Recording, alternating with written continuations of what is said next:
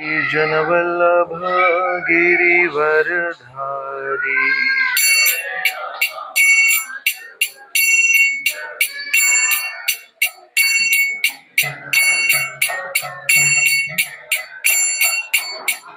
जय राधा माधव कुंज बिहारी।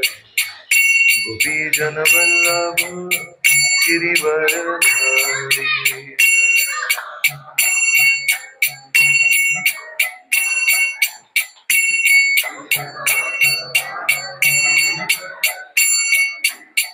यशोदानंदन ब्रज जनरंजन।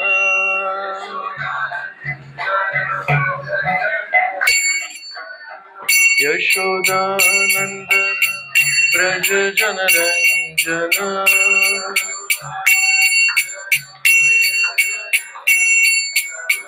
यमुना तीरावनचारी।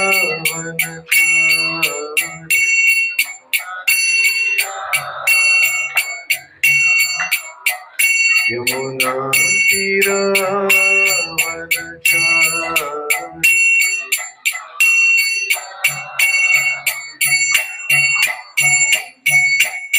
जय राधा माधव कुंज बिहारी।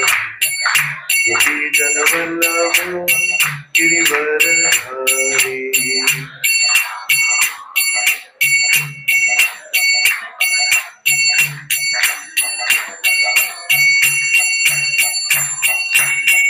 जय राधा माधव कुंज बिहारी। गोपी जनवल्लभ गिरिवरधारी।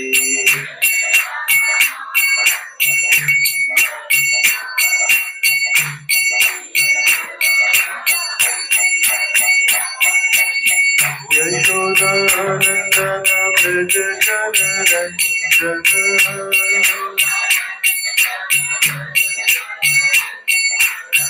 यशोदानंदन ब्रज जनरंजन।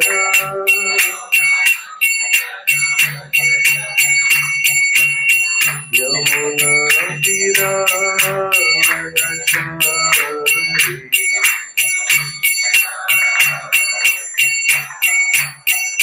यमुना तीरावनचारी।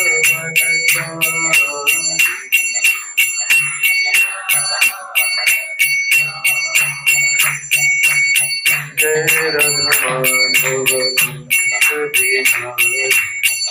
गोपी जनवल्लभ गिरिवरधारी।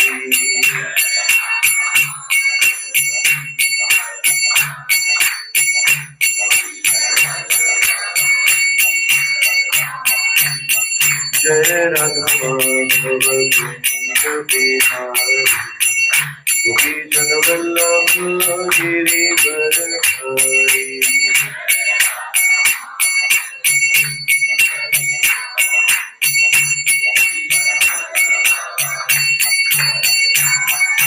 जय राधा माधव कुंज बिहारी। गोपी जनवल्लभ गिरिवरधारी।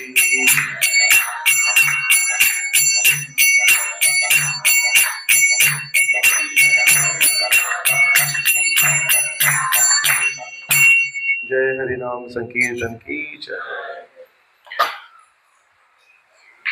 ओम अज्ञानतिमिरान्धस्य ज्ञानाञ्जनशलाकया चक्षुरोन्मिलितं येन तस्मै श्रीगुरवे नमः। श्रीचैतन्यमनोभीष्टं स्थापितं येन भूतले स्वयं रूपः कदा मह्यं ददाति स्वपदान्तिकम्। वन्देऽहं श्रीगुरो श्रीयुतपदकमलं श्रीगुरून् वैष्णवांश्च। श्रीरूपं साग्रजाता सहगणा रघुनाथान्वितं तं सजीवं साद्वैतं सावधूतं परिजनसहितं कृष्णचैतन्यदेवं श्रीराधा कृष्णपादा सहगण ललिता श्रीविशाखान्वितांश्च हे कृष्णा करुणा सिंधो दीनबंधो जगत्पते गोपेश गोपिका कांत राधाकांत नमोस्तुते। तप्त कांचन गौरांगी राधे वृंदावनेश्वरी वृषभानुसुते देवी प्रणमामि हरिप्रिये। वाञ्छाकल्पतरुभ्यश्च कृपा सिन्धुभ्य एव च पतितानां पावनेभ्यो वैष्णवेभ्यो नमो नमः। नमो विष्णुपादाय कृष्णप्रेष्ठाय भूतले श्रीमते भक्तिवेदांत स्वामिनिति नामिने। नमस्ते सारस्वते देवे गौरवाणी प्रचारिणे निर्विशेष शून्यवादी पाश्चात्य देशतारिणे। जय श्री कृष्ण चैतन्य प्रभु नित्यानंद श्री अद्वैत गदाधर श्रीवासादि गौरभक्तवृंद। हरे कृष्णा कृष्णा कृष्णा हरे हरे हरे राम राम राम हरे हरे।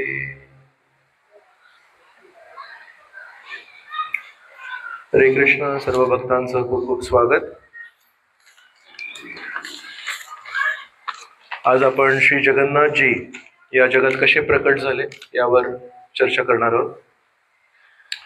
आपले संस्थापक आचार्य AC भक्तिवेदांत स्वामी श्रील प्रभुपाद लहानपणापासून जगन्नाथजींप्रती खूप आकर्षित होते आणि अगदी 8 वर्षांचं वय असताना बालरूपात एकदा त्यांनी वडिलांकडे हट्ट केला, मला माझी स्वतःची रथयात्रा साजरी करायची आहे।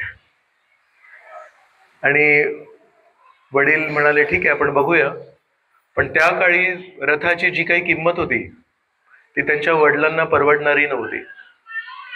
मग वडील म्हणाले की हा रथ आपण नाही घेऊ शकत आता।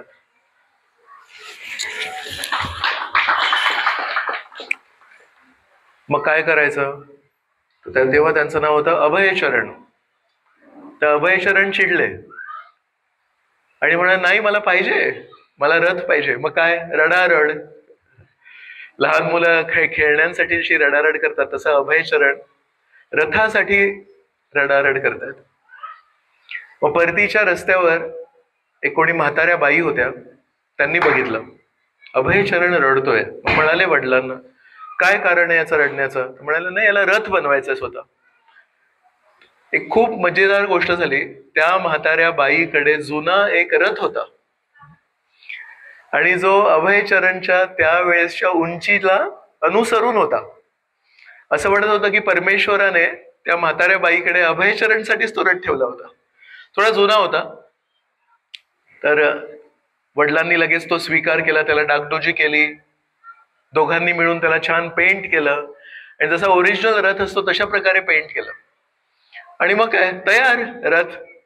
अभयचरणनी वय वर्ष 8 असताना अधिकृत पद्धतीने एक रथ यात्रा साजरी केली। आपल्या मुलांची एक टोळी बनवली, तुम्ही कीर्तन करायचं आणि गल्लीतल्या सगळ्या ज्या माताजी होत्या त्यांना सांगितलं की तुम्ही स्वयंपाक करा, काहीतरी भोग दाखवूया। आणि त्यांच्या घराच्या समोरच्या गल्लीत एक प्रॉपर रथयात्रा साजरी केली। विचार करा, ते असे जगन्नाथजींना खेचत चाललेत, त्यांची आरती होते, त्यांना वेगवेगळे निरनिराळे भोग लावतायत आणि मग भगवंत तिथे पोचले। तिथे जगन्नाथपुरीमध्ये रथयात्रा निघून भगवंत एका ठिकाणी पोचतात, गुंडीच्या मंदिर, तसं तिथे एका ठिकाणी राहिले आणि 8 दिवस अशा प्रकारे प्रॉपर रथयात्रा केली आणि नंतर 8 दिवसांनी रिटर्न रथयात्रा पण केली अभयने। तर आपलं खूप मोठं सौभाग्य आहे की आपण अशा एका आचार्यांच्या छत्रछायेखाली आहोत ज्यांना परमेश्वराप्रती अगदी लहानपणापासून प्रेम आहे। अनेक शास्त्रांमध्ये जगन्नाथजींच्या महिमेबद्दल वर्णन आहे, अग्निपुराण, वायुपुराण इत्यादी, पण विशेष आहे स्कंद पुराण। स्कंद पुराणाचे वेगवेगळे भाग आहेत, त्याच्यामध्ये एक आहे वैष्णव खंड। आणि वैष्णव खंडामध्ये एक भाग आहे पुरुषोत्तम क्षेत्र महात्म्य. तर या पुरुषोत्तम क्षेत्र महात्म्यामध्ये श्रीधाम मायापूर सारखं श्री क्षेत्र पुरी याबद्दल वर्णन आहे. तर असं सांगितलंय की एके ठिकाणी बरेच सारे ऋषीमुनी बसले होते आणि त्या दिवशी त्यांचं नेतृत्व करत होते जैमिनी ऋषी. हे जैमिनी ऋषी आहेत, यांनी एक महाभारत लिहिलंय. बृहद भागवतामृताच्या सुरुवातीला श्रील सनातन गोस्वामी वर्णन करतात की श्रीकृष्ण पांडव या काळाचा जो एक त्यावेळेस जे वर्णन आहे ते व्यास ऋषींनी जे केलंय ते आपल्या समोर उपलब्ध आहे. आज आपल्याकडे जे महाभारत आहे ते व्यास ऋषींनी लिहिले, पण त्यांचे मुख्य व्यक्ती कोण आहेत त्या महाभारतातले 5 पांडव. तर व्यास ऋषींनी जे महाभारत लिहिलंय त्याच्यामध्ये 5 पांडव प्रमुख आहेत आणि श्रीकृष्ण साईड रोल मध्ये. पण जैमिनी ऋषींनी जे महाभारत लिहिलंय त्यामध्ये श्रीकृष्ण मेन व्यक्ती आहेत. किती लोकांना वाचायचं ते जैमिनी महाभारत?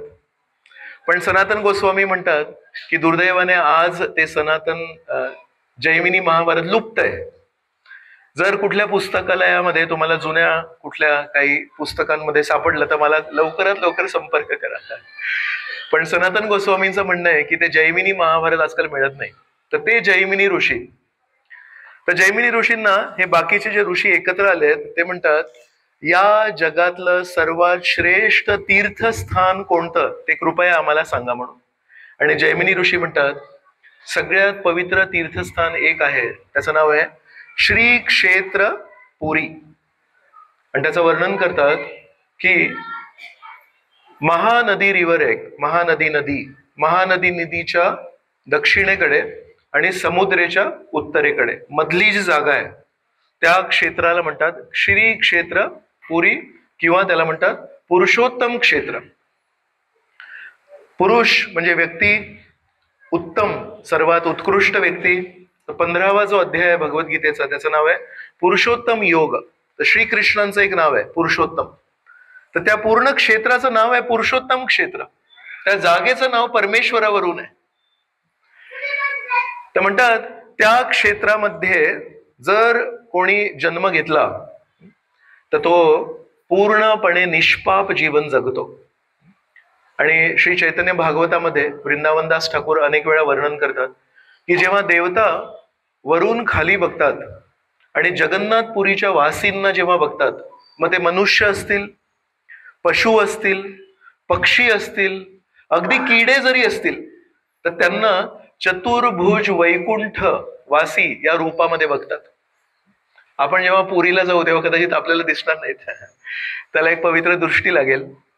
पण जैमिनी ऋषी म्हणतात अशा प्रकारे हे खूप पवित्र स्थान आहे आणि या पवित्र स्थानाच्या मधोमध हृदयस्थ एक नीलाचल पर्वत आहे. या ठिकाणी जर कोणी राहिलं तर तिथे राहणाऱ्या व्यक्तीचे पाप, जशा प्रकारे कापसाला आपण आगीत टाकलं तर ते कापूस कशा प्रकारे जळतं आणि काही राहत नाही, तशा प्रकारे जरी कोणी पापी व्यक्ती या क्षेत्रामध्ये राहायला गेला तर त्याचे सर्व पाप जळून नष्ट होऊन जातात.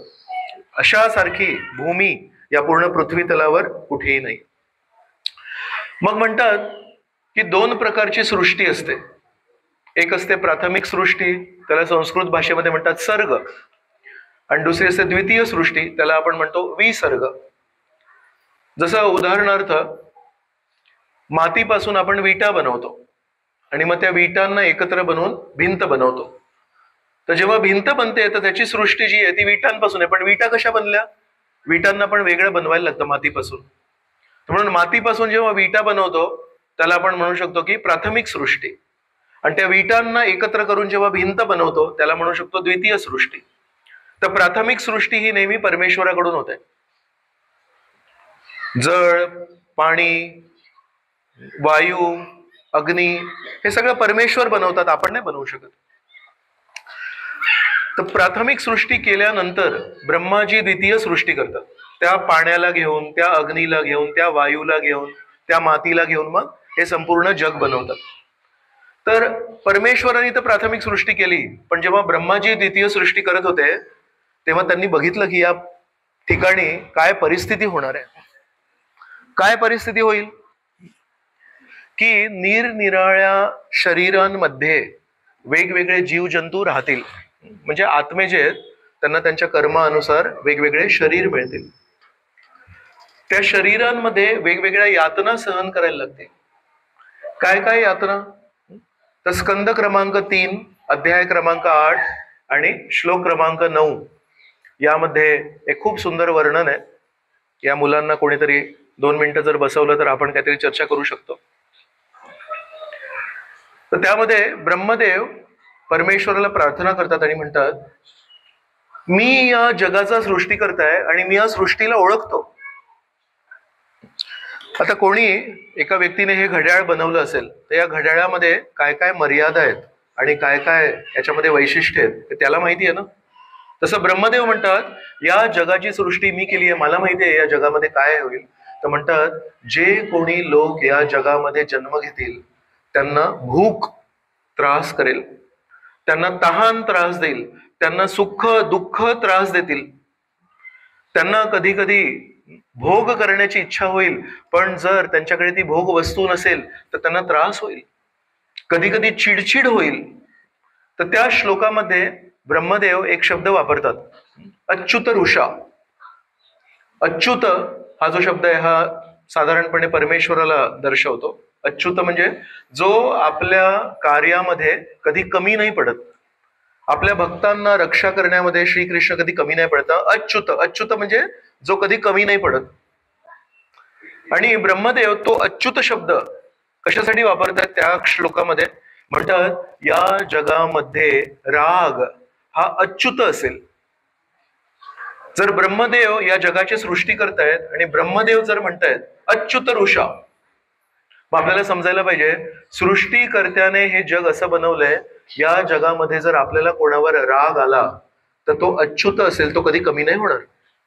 कधी आलाय असा अनुभव की कधी कोणावर राग आला तर त्या क्षणी आपण म्हणतो ना, अनावर राग आला, त्या क्षणी अच्युत ऋषा आहे. कोण म्हणतंय? सृष्टीकर्ता म्हणतायत. तर अशा प्रकारे हे ब्रह्मदेव जेव्हा अशा प्रकारे भगवंतांना प्रार्थना करतात की हे परमेश्वरा, ज्या सृष्टीमध्ये अशा प्रकारचे वेगवेगळे अडचणी येतील त्या सृष्टीमध्ये राहणाऱ्या जीवात्म्यांना काय मुभा आहे की ते चांगलं जीवन जगू शकतात. तर परमेश्वर त्यांच्यासमोर प्रकट होतात, ब्रह्मदेवांसमोर, आणि म्हणतात, या संपूर्ण जगामध्ये कधी सृष्टी होते आणि कधी प्रलय होतं, पण या संपूर्ण जगामध्ये मी एक असं स्थान बनवलंय ज्याची सृष्टी पण होत नाही आणि ज्याचा प्रलय पण होत नाही.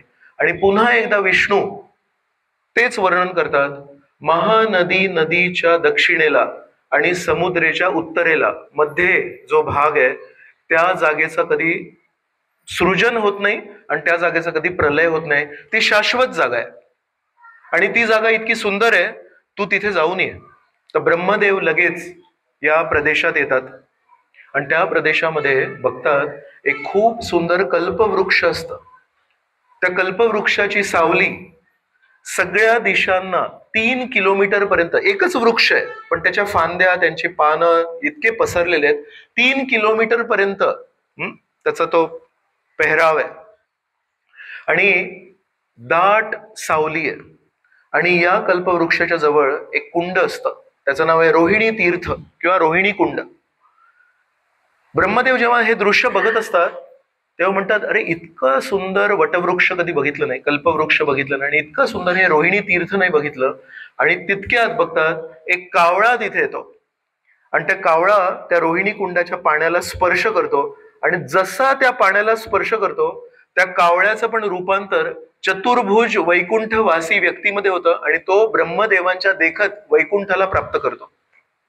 ब्रह्मदेव आश्चर्यचकित होतात, म्हणतात, मी सृष्टी करताय या ब्रह्मांडाचा, मी अशी जागा कधी बनवली नाही.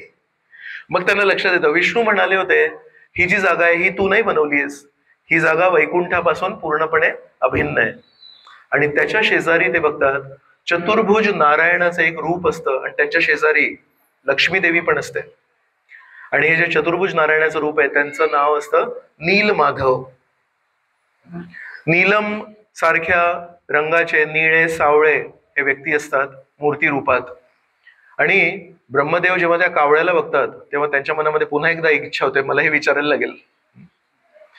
तर विचारणार लक्ष्मी देवी आणि नीलमाधवला विचारणार की हा असा कसा काय, नुसत्या पाण्याला स्पर्श करून वैकुंठाला कसं जाऊ शकतो हा.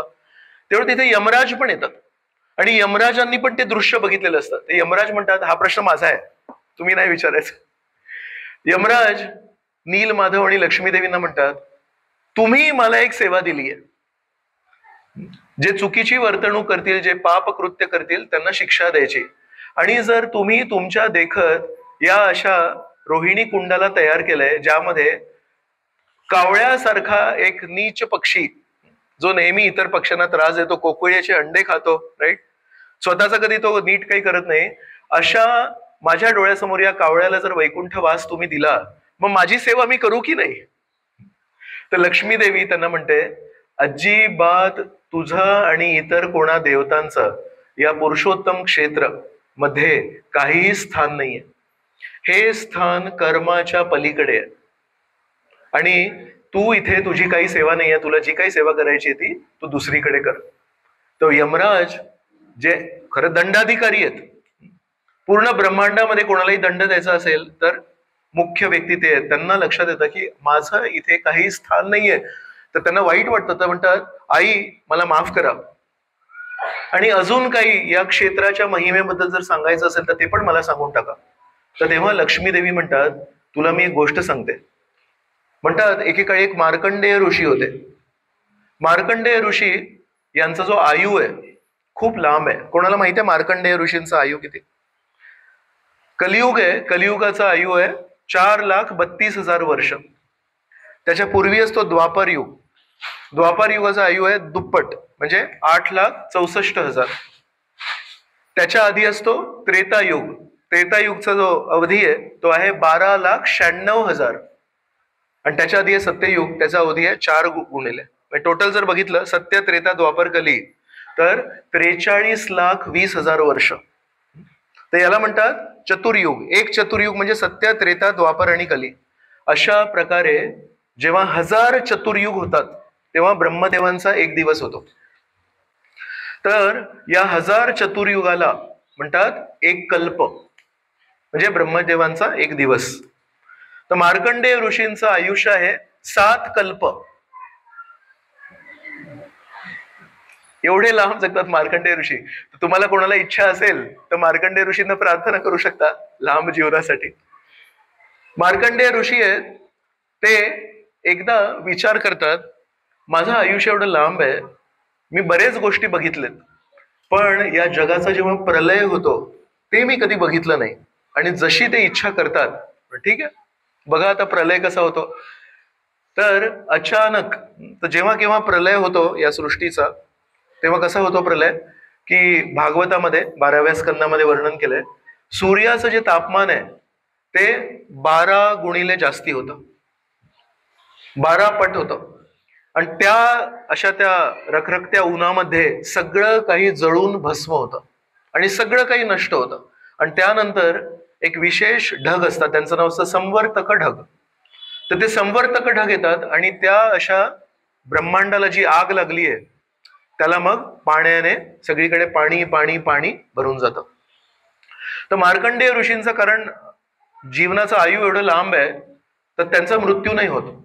आणि मग जेव्हा मार्कंडेय ऋषींनी ही इच्छा व्यक्त केली की मला बघायचंय प्रलय कसा होतो, तर खूप वर्षा सुरू झाली, खूप पाऊस सुरू झाला, मोठमोठे थेंब पडू लागले आणि काहीच क्षणांमध्ये पूर्ण पृथ्वीवर केवळ पाणी पाणी आणि पाणी.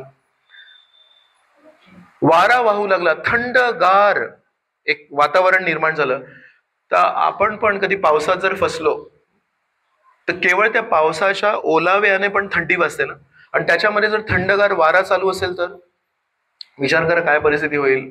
अशा प्रकारे मार्कंडेय ऋषी हजारो वर्षांसाठी थंडगार वाऱ्यात आणि त्या थंडगार पाण्यामध्ये फक्त तरंगतायत, बुडत नाहीयेत. का नाही बुडत आहेत?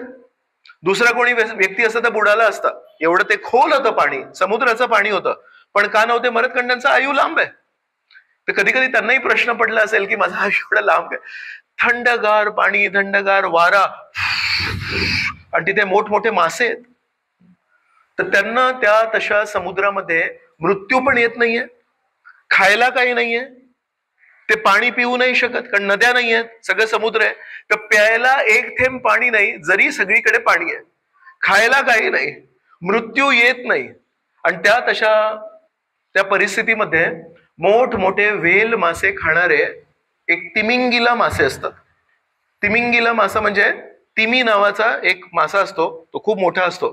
तर तिमीला इंगिल म्हणजे एका घासामध्ये त्या मोठ्या मासाला तो खाऊन टाकू शकतो, तर त्याचं नाव आहे तिमिंगिला. तर ते तिमिंगिला मासे आहेत, ते सगळे आजूबाजूला तयार होतात तिकडे, त्यांना पण कोणी भेटत नाही. तर मार्कंडेय ऋषीकडे रागाने बघत असतात, हा एकटा कसं काय जगला इथे.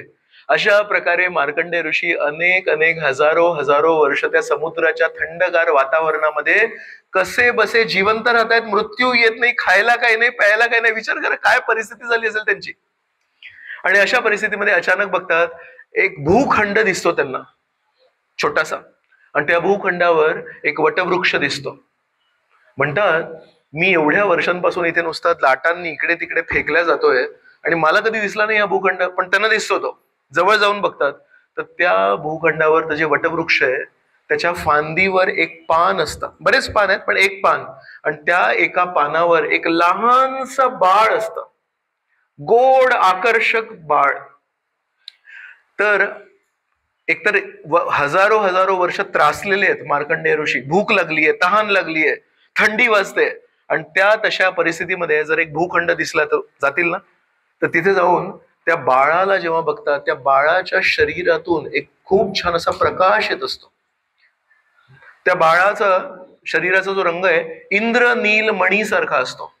तर खूप सुंदर गोड. विचार करतात हा एकटा असा गोड बाळ या समुद्रामध्ये या झाडाच्या पानावर आला कसा. तर उत्सुकतेने कुतूहलाने जवळ जातात, आणि जसे जवळ जातात त्याच्या त्या सौंदर्याकडे बघतात. एवढ्या हजारो हजारो वर्षांचा क्षीण, एवढ्या हजारो हजारो वर्षांचा तो त्यांना जो त्रास झालाय, थकवा आलाय, त्यांना जे जीवनामध्ये दुःख आलेत, ते सगळे काही एका क्षणामध्ये नष्ट होतात. जणू काही एका पातेल्यात आपण पाणी घेतलंय, हजारो हजारो वर्षांपासून त्या पातेल्यात पाणी आहे, आणि त्याला जर खाली आपण आग लावली, किती वेळ लागणार त्या पाण्याला बाष्पीकरण व्हायला? 2 क्षणात. आणि त्या 2 क्षणांमध्ये कोणी म्हणेल हजारो वर्षांचं पाणी 2 क्षणांमध्ये त्याची बाष्प कशी काय होऊ शकते? वेळ लागायला पाहिजे, असं होतं का?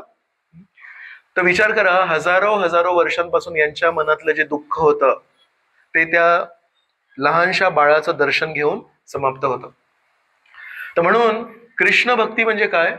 कृष्ण भक्ती म्हणजे हे नाही की आपल्या जीवनातले कर्मांमुळे जे काही दुःख येणार ते कमी होतील, पण कृष्ण भक्ती म्हणजे श्री कृष्ण आपल्याला वारंवार दर्शन देतील, आणि जेव्हा ते दर्शन देतील, कधी कीर्तनाद्वारे देतील, आपण लक्षपूर्वक ऐकत असू तर आपल्याला कथेद्वारे देऊ शकतात. आपण खरोखर उत्सुकतेने जर भगवंतांसमोर गेलो दर्शन द्यायला, तर भगवंत मूर्तींच्या द्वारे दर्शन देऊ शकतात. शुद्ध भक्तांच्या हृदयामध्ये भगवंत असतात, शुद्ध भक्तांच्या द्वारे आपल्याला दर्शन देऊ शकतात. शास्त्र जेव्हा आपण एकटे घरी वाचन करतोय आणि खरोखर मन लावून जर वाचन करतोय, एकच पान, असं नाही की खूप काही पंडित बनायचंय, पण कधी कधी एखादं वाक्य असं त्या पुस्तकातून झेप घेऊन आपल्या हृदयात जाऊन बसतं, आणि आपण विचार करतो हे काय वाक्य आहे, हे कसं काय वाक्य लिहिलंय. तर अशा प्रकारे ज्या काही आपल्या जीवनातल्या दुःख आहेत, आपल्या जीवनातल्या कठीण परिस्थितीत, त्या सगळ्या त्या एका दर्शनाने नष्ट होऊ शकतात. परत आपण काही चुका करू, पुन्हा एकदा कधी काही दुःख येतील, असं होत राहील. पण परमेश्वर काय म्हणतात, या जगातल्या दुःखांना ती जी एक अरेंजमेंट केली आहे मी, ती कोणी केली आहे? परमेश्वरानेच केली आहे. दुःखालयम अशाश्वतम. तर म्हणतात मी त्या माझ्या सिस्टमला तुझ्यासाठी नष्ट नाही करणार, पण त्या सिस्टमचा प्रभाव तुझ्यावर होऊ नये त्यासाठी मी तुझ्या हृदयामध्ये उपस्थित आहे, शास्त्रांमध्ये उपस्थित आहे, हरिनामामध्ये उपस्थित आहे, माझ्या महाप्रसादामध्ये उपस्थित आहे, माझ्या मूर्ती रूपात उपस्थित आहे, धामामध्ये उपस्थित आहे. त्याचा तू फायदा करतोयस का? आपण अनेक वेळा विनंती काय करतो, माझ्या जीवनातले जे दुःख आहेत ते नष्ट व्हावेत, पण नष्ट होण्यासाठी आपल्याला जी एक उपाय योजना दिली आहे हरिनामाची, हरिकथेची, यात्रेची, ते पण आपण फायदा करायला पाहिजे. तर अशा प्रकारे आपण बघतोय की मार्कंडेय ऋषींनी जसं त्या बाळाचं दर्शन घेतलं तर सगळे त्यांचे दुःख नाहीसे झाले, आणि तेवढ्यात त्या बाळाने पण त्यांच्याकडे बघितलं आणि बाळ आपल्या पायाचा अंगठा असा घेऊन चोखायचा प्रयत्न करत होता. तर हे कोण बाळ आहेत? हे जे दर्शन आहे, बाळ एका वटवृक्षाच्या पानावर आहे, त्याला म्हणतात वटपत्रशायी विष्णू. वटपत्रशायी, जसं विष्णू जेव्हा शेषनागावर आराम करतात तेव्हा त्यांना म्हणतात शेषशायी, तसं हे वटपत्रशायी. दक्षिण भारतामध्ये एक मंदिर आहे, तिथे हे दर्शन आहे वटपत्रशायी. तर हे विष्णू त्या बालरूपात स्वतःच्या पायाच्या अंगठ्याला चोखण्याचा का प्रयत्न करत असतील, कोण सांगणार? कारण भगवंत नेहमी ऐकतात की माझे भक्त माझ्या चरणांवर नेहमी ध्यान करत असतात, नेहमी विचार करत असतात माझ्या तुमच्या चरणांचा आश्रय द्या. आपण आपले जे संस्थापक आचार्य त्यांना काय म्हणतो? जय ओम विष्णुपाद परमहंस परिव्रत किंवा प्रभुपाद. प्रभुपाद म्हणजे भगवंतांच्या चरणी ज्यांचं नित्यस्थान आहे, प्रभूंच्या चरणांजवळ, त्यांचं नाव आहे प्रभुपाद. तर नेहमी भगवंतांच्या पायांचा वर्णन येतो, चरणांचा वर्णन येतो. तर भगवंत विचार करतात असं दिसतंय माझ्या चरणांमध्ये काहीतरी गोडवा आहे. एक खूप सुंदर अभंग आहे, आता दिंडीचा काळ चाललाय. म्हणतात आता कोठे धावे मन तुझे चरण देखलिया.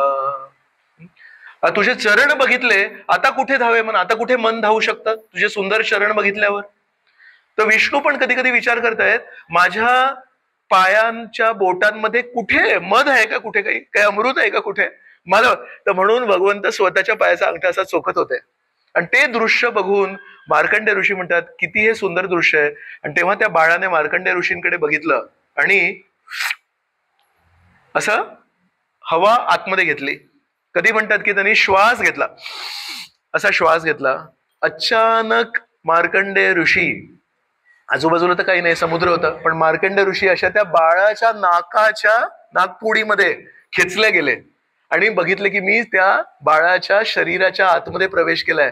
आणि बाळाच्या शरीराच्या आतमध्ये त्यांना पूर्ण ब्रह्मांडातले 14 ग्रहांचे स्तर दिसले, त्यांना हिमालय पर्वत दिसले, त्यांना गंगा नदी दिसली, सगळे नदी पर्वत सगळे दिसले. आणि त्या पर्वतांमध्ये त्यांनी पुष्पभद्रा नदी पण बघितली. पुष्पभद्रा नदीच्या शेजारी मार्कंडेय ऋषींचा आश्रम होता, जिथे त्यांची भेट झाली होती नर नारायण ऋषींशी.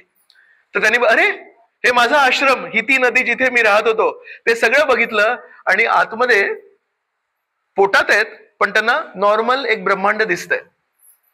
आणि मग काही वर्ष तिथे आतमध्ये राहिले, तो अनुभव घेतला.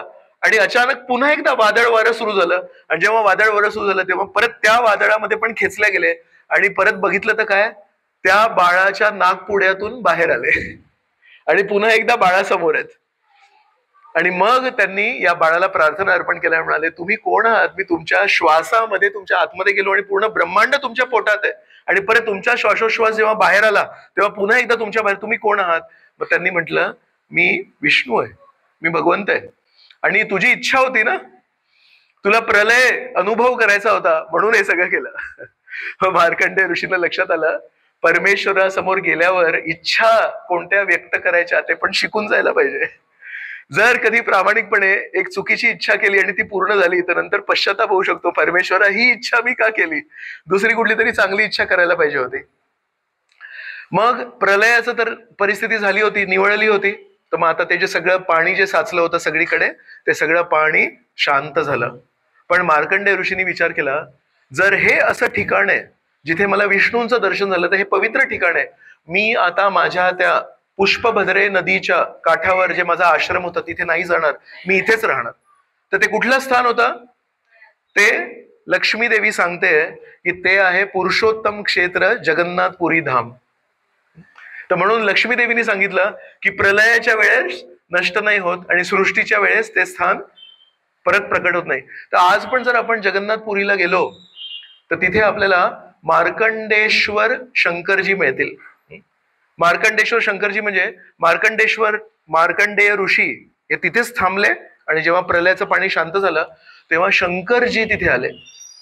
आणि मार्कंडेय ऋषी स्वतःच्या या सौभाग्याला स्मरून डोळे बंद करून परमेश्वरावर ध्यान करत होते. तर तेव्हा शंकरजी आले आणि त्यांच्यासोबत पार्वती देवी पण आहे. आणि पार्वती देवी म्हणते, आजपर्यंत मी बऱ्याच ऋषी मुनींना ध्यान करताना बघितलं, पण हे मार्कंडेय ऋषी आहेत, आकाशातून चाललेत आणि म्हणतायत, हे मार्कंडेय ऋषी आहेत, यांच्या चेहऱ्यावर जे समाधान आहे, यांच्या चेहऱ्यावर जी एक आत्मिक शांती दिसते, ती मला कुठल्या ऋषी मुनींच्या चेहऱ्यावर दिसली नाही. कोण आहेत हे मार्कंडेय ऋषी? तर शंकरजी म्हणाले, चला आपण जाऊन त्यांना भेटूया. आणि शंकर स्वतः आणि पार्वती हे मार्कंडेय ऋषी ध्यानस्थ असताना त्यांच्या समोर येऊन उभे आहेत. पण यांचं ध्यान इतकं आंतरिक आहे आणि परमेश्वराला दर्शन करून इतके खुश आहेत, त्यांना लक्षातही नाही आलं की शंकरजी समोर आलेत. मग पार्वती म्हणते, अहो यांचं असं कसं ध्यान की तुम्हाला पण ते ओळखू शकत नाहीत? तर शंकरजी म्हणतात, थांब एक मिनिट. शंकरजींनी एक सूक्ष्म रूप घेतलं आणि मार्कंडेय ऋषींच्या हृदयामध्ये वायूच्या द्वारे त्यांच्या हृदयामध्ये गेले. आणि मार्कंडेय ऋषी आत्मा जे आहेत त्यांच्या समोर शंकरजी प्रकट झाले. त्यांचे 3 नेत्र होते आणि 10 हात होते. आणि मार्कंडेय ऋषी शंकरजींचं दर्शन करतायत आणि म्हणतात, अरे तुम्ही कधी आले? म्हणजे मी बाहेर खूप वेळापासून आलोय, पण तुझं ध्यान नाही म्हणून मी आलो. म्हणजे मला माफ करा. म्हणजे तुला माझ्याकडून काय वरदान पाहिजे? बघा, साधारण जग नेहमी शंकरजींपाठी जातं आणि शंकरजींना विनंती करतात, आम्हाला वरदान द्या, वरदान द्या. आज एका शुद्ध वैष्णवाला शंकरजी तिथे उभे आहेत हे माहिती नाही. एका अर्थाने अनादर आहे की नाही हा? पण शंकरजींना माहिती आहे यांनी अनादर नाही केला, हा ध्यानस्थ आहे म्हणून याला लक्षात नाही आलं. त्यांना वरदान नाही मागितली आहे, पण शंकरजी म्हणतात, तुझ्या परमेश्वरावरच्या या ध्यानाने मी इतका प्रसन्न आहे, मला तुला काहीतरी द्यायचंय, माग काहीतरी. कितीही आश्चर्यजनक गोष्ट आहे. देवतांचे सर्व भक्त वारंवार वेगवेगळे व्रत करून देवतांकडे जातात, त्यांना म्हणतात, काहीतरी द्या हो, काहीतरी द्या. आणि वैष्णव हा परमेश्वरला पण कधी काही मागत नाही, तर देवता त्याच्याकडे येतात आणि म्हणतात, काहीतरी माग, मला तुला द्यायची आहे, माझी इच्छा पूर्ती कर. तर मार्कंडेय ऋषी म्हणतात, तुम्हाला बरेच लोक बरंच काही मागतात, पण मला माहित आहे तुमच्या हृदयामध्ये कोण आहे. तुम्ही पण नेहमी डोळे अर्धे बंद करून नेहमी परमेश्वराचं माळेवर नामस्मरण करत असता. मला तुमच्याकडून एकच वरदान द्या, नेहमी परमेश्वराचं स्मरण राहू दे आणि नेहमी तुमच्यासारख्या श्रेष्ठ भक्तांची सेवा घडू दे. आणि शंकरजी इतके प्रसन्न होतात. पहिल्यांदा त्यांना कोणीतरी अशा प्रकारे निस्वार्थी काहीतरी मागितलंय, तर म्हणतात, मी तुम्हाला वरदान देतो, तुमच्या इच्छा तर पूर्ण होतीलच, यासोबत इतिहास, वर्तमान आणि भविष्य यामध्ये ज्या काही घटना घडणार आहेत त्या सगळ्या तुम्हाला माहिती असतील. तुम्हाला परमेश्वराचा दिव्य साक्षात्कार पण होईल आणि तुम्ही पुराणांचे एक अध्यापक बनाल, टीचर बनाल. पुराणांमध्ये जे ज्ञान दिलंय त्याचे एक अधिकृत तुम्ही प्रोफेसर बनाल. अशा प्रकारे शंकरजी त्यांना आशीर्वाद देतात. आणि मार्कंडेय ऋषीची स्तुती करता करता पार्वती देवींसोबत जाऊन तिथून प्रवास करतात. तर मार्कंडेय ऋषी तिथेच थांबले.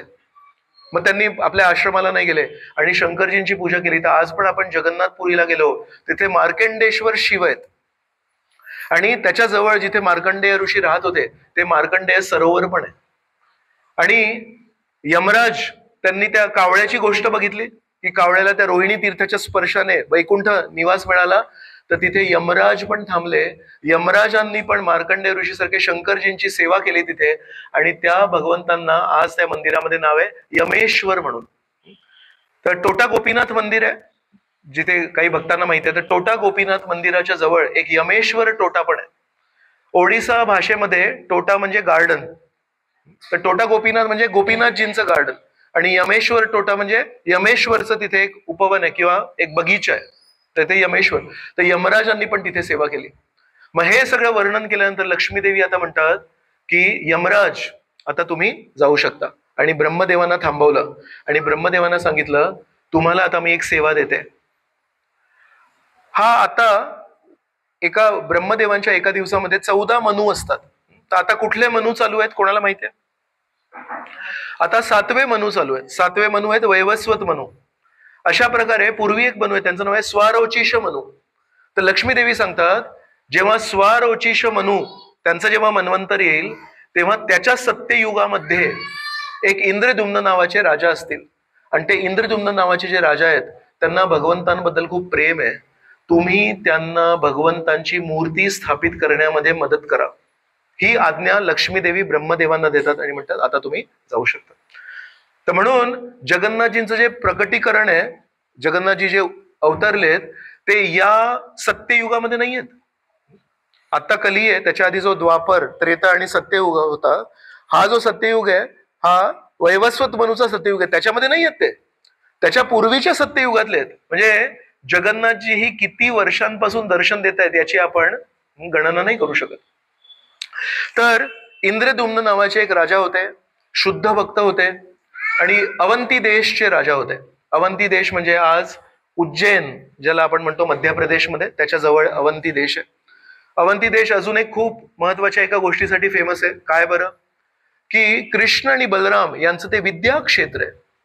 कृष्ण आणि बलराम हे वृंदावनमध्ये जेव्हा राहत होते तेव्हा कधी गुरुकुलात नाही गेले, कारण त्यांना तिथे नंद महाराज आणि यशोदामाईंनी सगळ्यात महत्वाची आणि सगळ्यात रहस्यमय भाषा शिकवली. कुठली भाषा शिकवली त्यांना तिथे? त्यांना प्रेमाची भाषा शिकवली. वृंदावनामध्ये संस्कृत भाषा कोणी बोलत नाही, वृंदावनामध्ये सगळेजण प्रेमाची भाषा बोलतात. ती भाषा वृंदावनाच्या बाहेर कोणी बोलत नाही, फार दुर्मिळ आहे ती भाषा. तर कारण श्रीकृष्णांचं सर्व शिक्षण वृंदावनामध्ये प्रेमशास्त्रात झालं, तर म्हणून त्यांना कुठल्या भौतिक गुरुकुलामध्ये जायची काही गरज नव्हती, भौतिक ज्ञानाची कधी गरज नव्हती. पण नंतर कंसाला मारल्यानंतर जेव्हा वसुदेव आणि देवकीशी जेव्हा भेट झाली तेव्हा वसुदेव म्हणाले हा एका राजाचा मुलगा आहे आणि याला गुरुकुलात जाऊन शिक्षण घेणं गरजेचं आहे. तर तेव्हा वसुदेव आणि देवकी यांनी त्यांना सांदीपनी मुनींच्या आश्रमात पाठवलं उज्जैनला. तर त्या प्रदेशाचे हे राजा आहेत इंद्रद्युम्न म्हणून. शुद्ध भक्त होते, पूर्ण पृथ्वीवर जवळपास त्यांचं साम्राज्य होतं. त्यांच्याकडे ऐहिक धन पण होतं, पारमार्थिक धन पण होतं, सर्व काही होतं. एका अर्थाने सर्व सद्गुण संपन्न राजे होते. पण तरीही त्यांच्या जीवनामध्ये एक दुःख होतं. काय दुःख असेल? त्यांच्या जीवनामध्ये एक दुःख होतं, मला कधी परमेश्वराचं दर्शन नाही झालंय आजपर्यंत. तर ही केव्हाची गोष्ट आहे माहितीये? कुठल्या युगातली गोष्ट आहे ही? मी सांगत होतो आत्ताच, सत्ययुगातली गोष्ट आहे. तर भागवताच्या 9व्या स्कंदामध्ये वर्णन केलंय की मूर्तीपूजा कधी सुरू झाली. मूर्तीपूजा सुरू झाली द्वापर युगाच्या शेवटी शेवटी. सत्ययुगामध्ये परमेश्वर प्राप्तीचं साधन काय? ध्यान करणे. तर तेव्हा सर्वांची मन शुद्ध होती, तर सर्व लोक शुद्ध मनाचे असल्या कारणाने ज्याला कोणाला परमेश्वर प्राप्ती करायची होती ते केवळ शांत चित्ताने शुद्ध अवस्थेत परमेश्वराचं स्मरण करायचे आणि परमेश्वराचं दर्शन करायचे. नंतर त्याच्या दुसऱ्या युगामध्ये, त्रेता युगामध्ये, मनातली जी शुद्धता आहे ती कमी झाली, थोडा खोटारडेपणा प्रवेश केला. पण आजूबाजूचा जो परिसर होता तो शुद्ध होता, पाणी शुद्ध होतं, धान्य शुद्ध होतं. मग त्या युगामध्ये परमेश्वर प्राप्तीचं प्रमुख साधन काय आहे? मोठे मोठे यज्ञ करणे. मन तर दूषित आहे पण धान्य शुद्ध आहे, पाणी शुद्ध आहे, दूध शुद्ध आहे. तर मग तूप अर्पण करायचं, धान्य अर्पण करायचं, शुद्ध वस्तू अर्पण करायचे. तर ते अर्पण करून मोठे मोठे यज्ञ करायचे. मग त्याच्या पुढचा युग आहे द्वापर युग. द्वापर युगामध्ये आतमधली जी शुद्धता होती ती अजून खालावली आणि बाकी सगळ्या गोष्टींमधली जी शुद्धता होती ती पण कमी झाली. मग आता अशा परिस्थितीमध्ये शुद्ध काय? पदार्थ पण शुद्ध नाही, मन पण शुद्ध नाही, पण परमेश्वराचं जर आपण रूप बनवलं दगडामध्ये, धातूमध्ये, लाकडामध्ये, कारण ते परमेश्वराचं रूप आहे, ते कधी प्रदूषित होऊ नाही शकत. तर मग मूर्ती पूजा सुरू झाली. तर म्हणून एका तात्पर्यामध्ये प्रभुपाद लिहितात, द्वापर युगामध्ये एक अशी परिस्थिती झाली जेव्हा लोक आपापसामध्ये खूप भांडायला लागली. तेव्हापर्यंत भांडत नव्हती, मतभेद होते पण भांडत नव्हते. तर प्रभुपाद लिहितात, जेव्हा भांडणं सुरू झाली तेव्हा त्या काळाचे जे ऋषी मुनी होते ते म्हणाले, आता आपल्याला परमेश्वराला सूक्ष्म रूपात स्थापित करून चालणार नाही. सूक्ष्म रूपात तर परमेश्वर नेहमीपासून आहेत, हृदयामध्ये तर आहेत ना, सर्वस्य चाहम हृदि सन्निविष्टो, हृदयामध्ये तर आहेत, पण सूक्ष्म रूप आहे ते लोकांना दिसत नाहीत. आता आपल्याला जनकल्याणासाठी, या मनुष्य समाजाच्या कल्याणासाठी दृष्ट रूपामध्ये आपल्याला परमेश्वराची स्थापना करायला लागेल, मूर्ती रूपामध्ये स्थापना करायला लागेल. तर जर भगवंतांची मूर्ती बघितली तर म्हणतील, अरे भगवंतांच्या मूर्ती समोर आपण भांडायला नाही पाहिजे. आई वडिलांसमोर आपण भांडायला नाही पाहिजे. तर म्हणून प्रभुपादांनी एका तात्पर्यामध्ये लिहिलंय, द्वापर युगामध्ये मूर्तीपूजा सुरू झाली, त्याच्या आधी मूर्तीपूजा नव्हती. आणि मग आता कलियुगामध्ये काय झालंय? कलियुगामध्ये मूर्तीपूजेला पण काही जास्ती महत्व राहिलं नाहीये आणि मूर्तीपूजा पण कठीण आहे. म्हणून आता सांगितलंय की त्या मंदिराला आपल्या घरी घेऊन जा. जे मंदिर एका गावामध्ये एक असायचं त्या मंदिराला म्हणतायत घरी घेऊन जा. कसं? आपल्या बीड बॅगच्या रूपात. आणि प्रत्येकाने पुजारी व्हा आणि हृदयामध्ये जे परमेश्वर आहे त्यांचा हरिनामाने तुम्ही पूजा करा. मम मन मंदिरे रहो निशिदीन कृष्ण मुरारी श्री कृष्ण मुरारी. तर अशा प्रकारे हे इंद्रद्युम्न महाराज आहेत, ते सत्ययुगातले आहेत. तर इंद्रद्युम्न महाराजांच्या मनामध्ये फक्त एकच खंत भावना आहे, मला परमेश्वराचं कधी दर्शन नाही झालं. आज इस्कॉन संस्थेमार्फत प्रत्येक गावामध्ये प्रत्येक शहरामध्ये मूर्तींची स्थापना आहे. केवळ प्रभुपादांनी कितीतरी मूर्ती स्थापना केल्या आहेत. तर या वाक्याचं महत्व कदाचित आपल्याला पटणार नाही, आपल्याला कळणार नाही. एवढी काय मोठी गोष्ट आहे? आपल्या दुचाकी वाहनावर बसायचं, एक किक मारायची, बटन दाबायचं, 10 मिनिटं प्रवास करायचा, मंदिर ओपन असतं, भगवंत दर्शन देत असतात, समोर जाऊन नमस्कार करायचा, प्रार्थना करायचे. इंद्रद्युम्न महाराजांसारखे शुद्ध भक्त खंत का अनुभवत आहेत? कारण त्या काळी संपूर्ण पृथ्वीवर एकही मंदिर नव्हतं. विचार करा, आपण कधी राधाकृष्णांचं दर्शन करतो, ते सुंदर त्रिभंग रूप, कधी आपण गौर निताईचं दर्शन करतो, अशा प्रकारे हात वर करून नाम संकीर्तन करतायत. कधी रामचंद्रांचं दर्शन करतो, आपल्या सर्व भक्तांना हनुमानजींना आश्वासन देत आहेत, अजिबात तू भिवू नकोस, मी रक्षण करणार आहे, धर्मस्थापना करणार आहे. किती मोठं सौभाग्य आहे. डोळ्यांसाठी तो किती मोठा उत्सव आहे. पण तो डोळ्यांसाठी कोणासाठी उत्सव आहे? ज्याला त्या मूर्तीला दर्शन करण्याची मनामध्ये कुठेतरी उत्सुकता असेल. कधी आपण बघतो, आपण कुठल्या मित्राला मैत्रिणीला जर मंदिरात घेऊन आलो, आपण दंडवत प्रणाम करतो, आपण प्रार्थना करतो, आणि तो नवीन आलेला माणूस जर त्याला काही उत्सुकता नसेल तर तो असंच बघत असतो त्या मूर्तीकडे. एकदा राधा गोपीनाथ मंदिरामध्ये एक मोठा कार्यक्रम ठेवला होता आणि त्यावेळेस, ही आता 15-20 वर्ष आधीची गोष्ट आहे, तर तेव्हा एक नटी खूप फेमस होती, तिचं नाव होतं जुही चावला. तर त्या मोठ्या कार्यक्रमामध्ये एका युवकांचा कार्यक्रम ठेवला होता, तर त्या वेळेस जुही चावलाला बोलवलं होतं. तर तिने राधा गोपीनाथांकडे बघितलंच नाही. खरोखर मला आठवतंय, आली आणि त्यांनी राधा गोपीनाथांकडे बघितलं पण नाही. त्यांना लक्षात आलं मंदिर आहे, एवढं लक्षात आलं, तर एक थोडंसं बघितलं असेल. पण नंतर त्या मंदिरच्या सभागृहाचं जे सौंदर्य आहे, भिंतींवर वेगवेगळे चित्र लागलेत, वर असं आकाशाचा एक डोम बनवलाय, ते सगळं 5 मिनिटं बघत होती ती. आणि नंतर तिच्या हातात जेव्हा माईक दिला तेव्हा म्हणाली, ये जगा बहुत सुंदर है. आणि नंतर मग तिचा त्यावेळेस एक उपक्रम होता की मोबाईलचे जे टॉवर्स लागतात बिल्डिंगच्या वर, ते कमी करण्यासाठी तिचं ते कार्य होतं. तेव्हा मग त्याच्यावर 5 मिनिटं बोलली. पण तिच्या त्या 5 मिनिटाच्या भाषणामध्ये तिने आमच्या मंदिराच्या सीलिंगची प्रशंसा केली, मंदिराच्या भिंतीची प्रशंसा केली. पण एवढं सुंदर मंदिर ज्या 2 व्यक्तींसाठी बांधलंय, त्या 2 व्यक्तींबद्दल एक शब्द पण नाही बोलले आणि एक शब्द बघितलं पण नाही ते. कारण आपण तीच गोष्ट बघतो ज्याच्यामध्ये आपला इंटरेस्ट असतो. म्हणून भगवंत तेच आहेत जे सर्व आकर्षयती इति कृष्ण. पण तरी पण आपलं दुर्दैव असं आहे की ते कृष्ण बघून पण आपल्याला त्याच्यामध्ये काही रसच नाही, आपल्याला काही आकर्षणच नाही. श्री चैतन्य महाप्रभू म्हणतायत, दुर्दैवम ईदृशम इहा जनी ना अनुराग. हे परमेश्वरा, तू तुझ्या हरिनामामध्ये सर्व शक्ती पेरल्यास, जे काही पाहिजे ते त्या कृष्ण या नामात आहे. पण माझं काय दुर्दैव, माझ्या हृदयामध्ये इथे दगड दिलाय, मला या हरिनामाप्रती अजिबात आकर्षणच नाही, काय करू मी? तर म्हणून इंद्रद्युम्न महाराज जरी शुद्ध भक्त आहेत, पण त्यांच्या मनामध्ये खंत भावना आहे, मी परमेश्वराला कधी एकदा पण बघितलं नाहीये, ही इच्छा माझी कधी पूर्ण होईल का?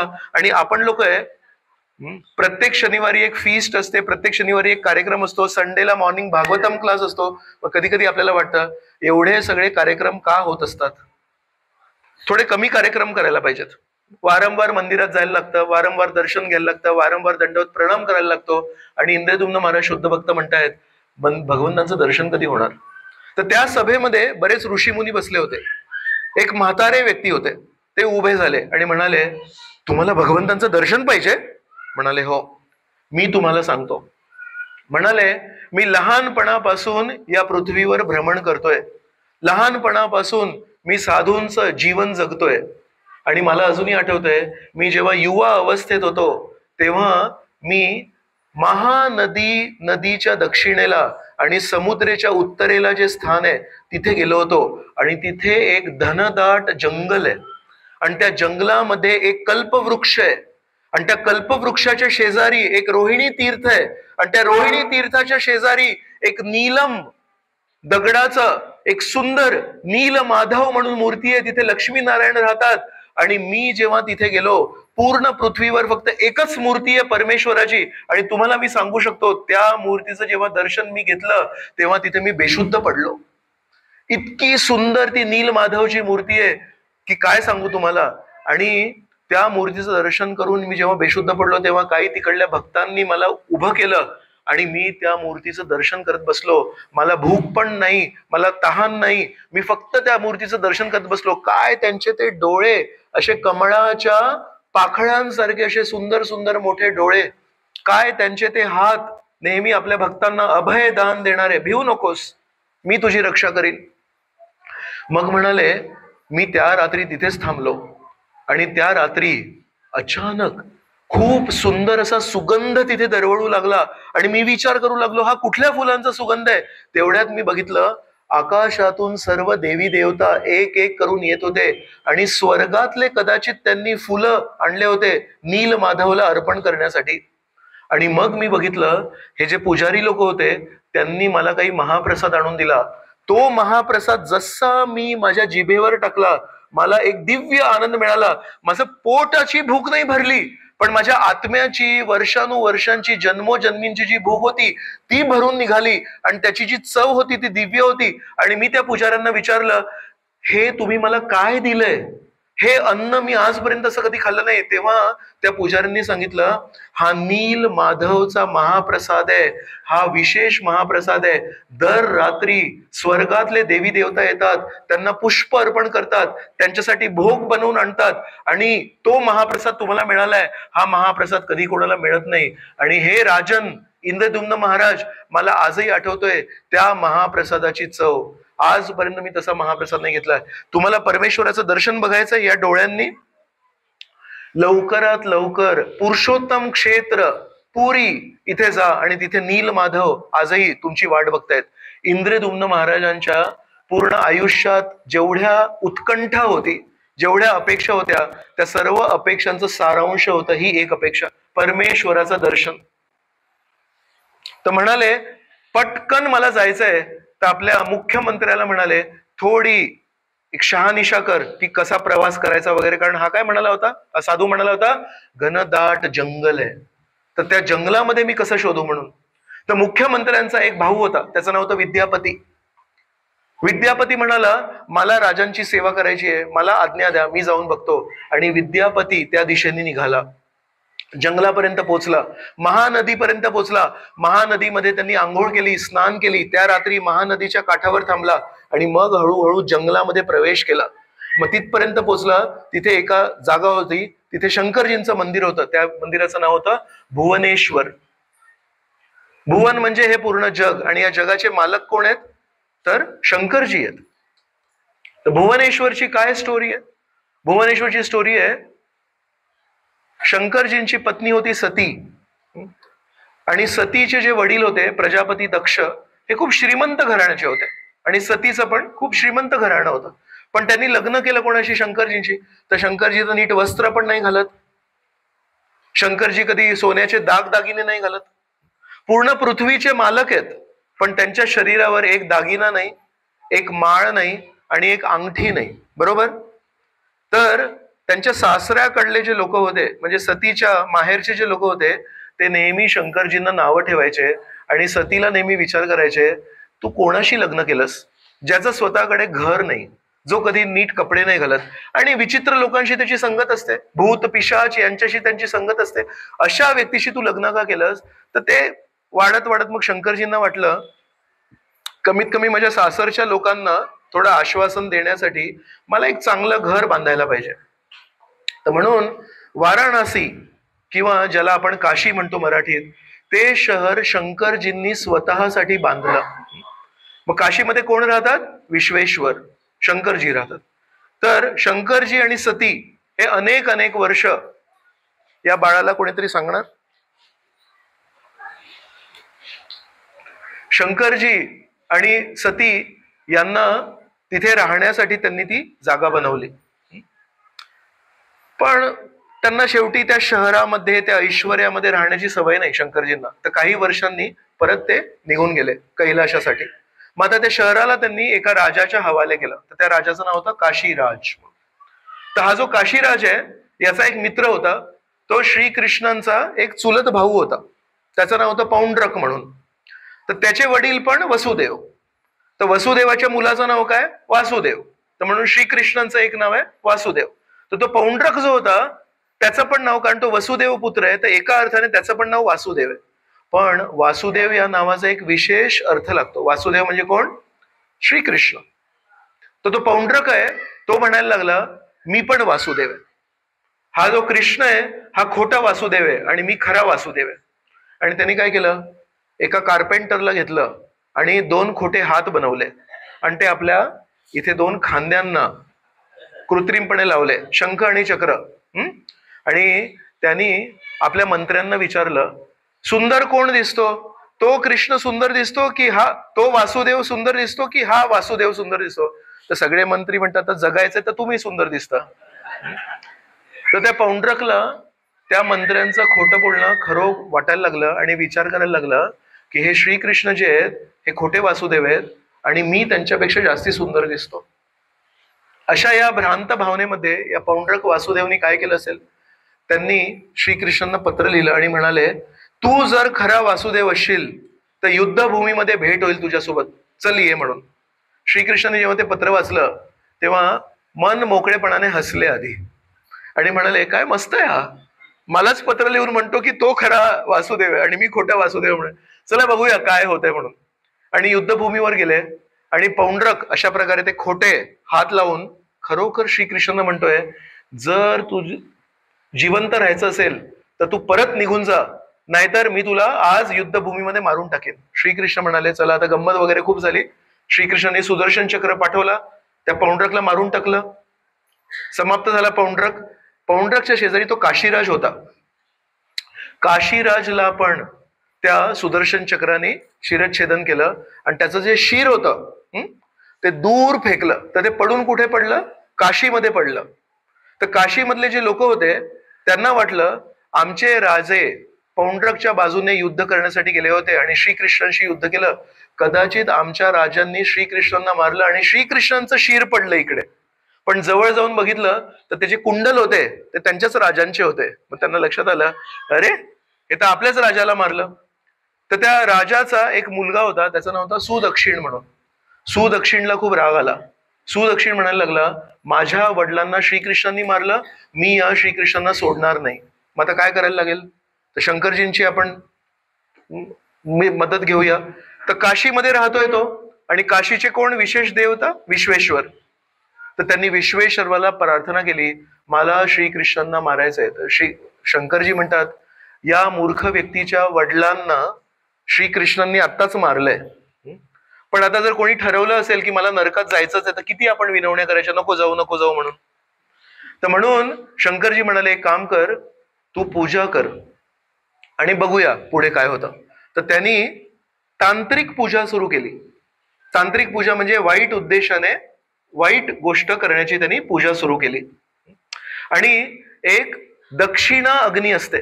कधी पण जेव्हा यज्ञ वगैरे करतात तेव्हा जर तुम्ही थोडंसं लक्ष दिलं तर आधीचे जे पुजारी आहेत ते अग्नी पेटवतात यज्ञकुंडामध्ये आणि सुरुवातीला यज्ञ सुरू करण्याआधी त्याच्यातून लाकडाचा एक तुकडा काढतात आणि दक्षिण दिशेला फेकून देतात.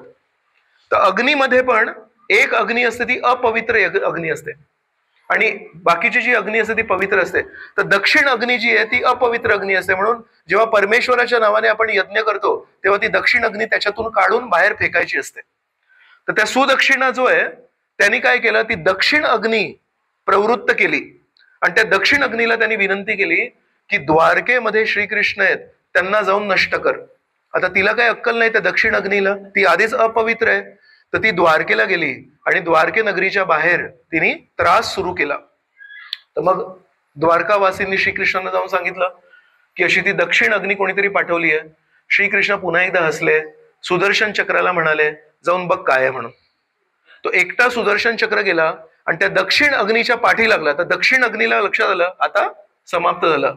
तर ती तांत्रिक जेव्हा पूजा करतात किंवा काळी जादू करतात, ब्लॅक मॅजिक, त्याच्यामध्ये एक गोष्ट असते काय, समजा तुम्ही ब्लॅक मॅजिक किंवा काळी जादू किंवा तांत्रिक पूजा तुम्ही अशा एका व्यक्तीला पाठवली जो शुद्ध व्यक्ती आहे, तर काय होतं त्या काळ्या जादूचा, ती परत येते. तर यावेळेस कोणावर केली होती, श्रीकृष्णांवर केली होती ती काळी जादू. तर काय होणार त्या काळ्या जादूचं, काळी जादू ती परत गेली, ती दक्षिण अग्नी काशीला गेली आणि त्या दक्षिण अग्नीने ती पूर्ण काशी नगरी भस्म करून टाकली. तो सुदक्षिण म्हणून जो मुलगा होता काशीराजचा, तो पण समाप्त झाला. तर मग प्रश्न येतो की काशी सारखं शंकरजींचं स्वतःचं स्थान भस्म कसं होऊ शकतं आणि तिथे त्या सगळ्या लोकांचा मृत्यू झाला.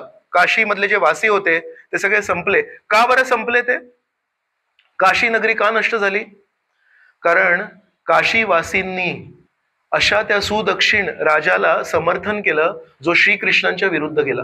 तर त्या अपराधाची त्यांना शिक्षा मिळाली. तर मग शंकरजी हे त्या काशी राजाने आणि सुदक्षिणनी बोलवलं होतं त्यांना, त्यांच्या म्हणण्यावर केलं. तर शंकरजी समोर आले.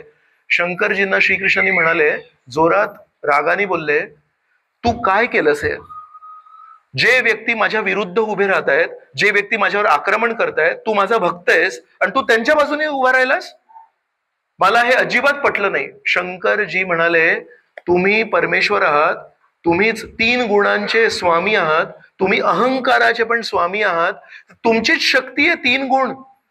तुमच्या त्या अहंकाराने मी आवृत्त झालो आणि मला वाटलं की मी आता सुदक्षिणची मदत करीन, मी आता काशीराजची मदत करीन, मी तुमचाच दास आहे, मला माफ करा. आणि शंकरजी श्रीकृष्णांच्या पाया पडले आणि म्हणाले, याच्या पुढे मी कधीही चूक नाही करणार, मला माफ करा.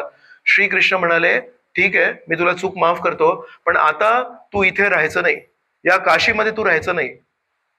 मी क्षेत्र, श्री क्षेत्र, पुरुषोत्तम क्षेत्र आहे, त्याच्याजवळ मी तुला एक स्थान देतो. तिथे एक जागा आहे, त्याचं नाव आहे एकाम्रवन.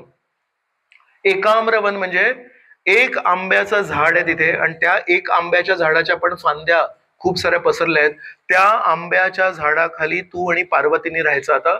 आणि याच्या पुढे माझं जिथे जिथे मंदिर होईल त्या मंदिराची काळजी घेण्यासाठी आता तू यायचं. या कथेमध्ये, या प्रसंगामध्ये श्रीकृष्णांच्या स्थानाच्या विरुद्ध गेले शंकरजी. शंकरजींनी काशीराजची बाजू घेऊन द्वारकेवर आक्रमण केलं, तर ते श्रीकृष्णांना आवडलं नाही. श्रीकृष्ण म्हणाले, आता याच्या पुढे तू माझ्या स्थानावर आक्रमण नाही करायचं, याच्या पुढे तू माझ्या स्थानाची रक्षा करायची. तर त्या दिवशीपासून शंकरजींना एक नाव मिळालं, क्षेत्रपाल. क्षेत्रपाल म्हणजे जेव्हा जेव्हा श्रीकृष्णांचं किंवा विष्णूंचं मंदिर असतं, त्या मंदिरामध्ये कोणी अनधिकृत व्यक्ती नाही जायला पाहिजे, त्यासाठी शेजारी कुठेतरी शंकरजी राहतात आणि त्या क्षेत्राची, त्या पवित्र ठिकाणाची देखभाल करतात. इथे जगन्नाथजींचं मंदिर आहे आपलं बारामतीचं, इथे जवळ कुठे शंकरजी आहेत का? हा, इथे जवळच आहेत.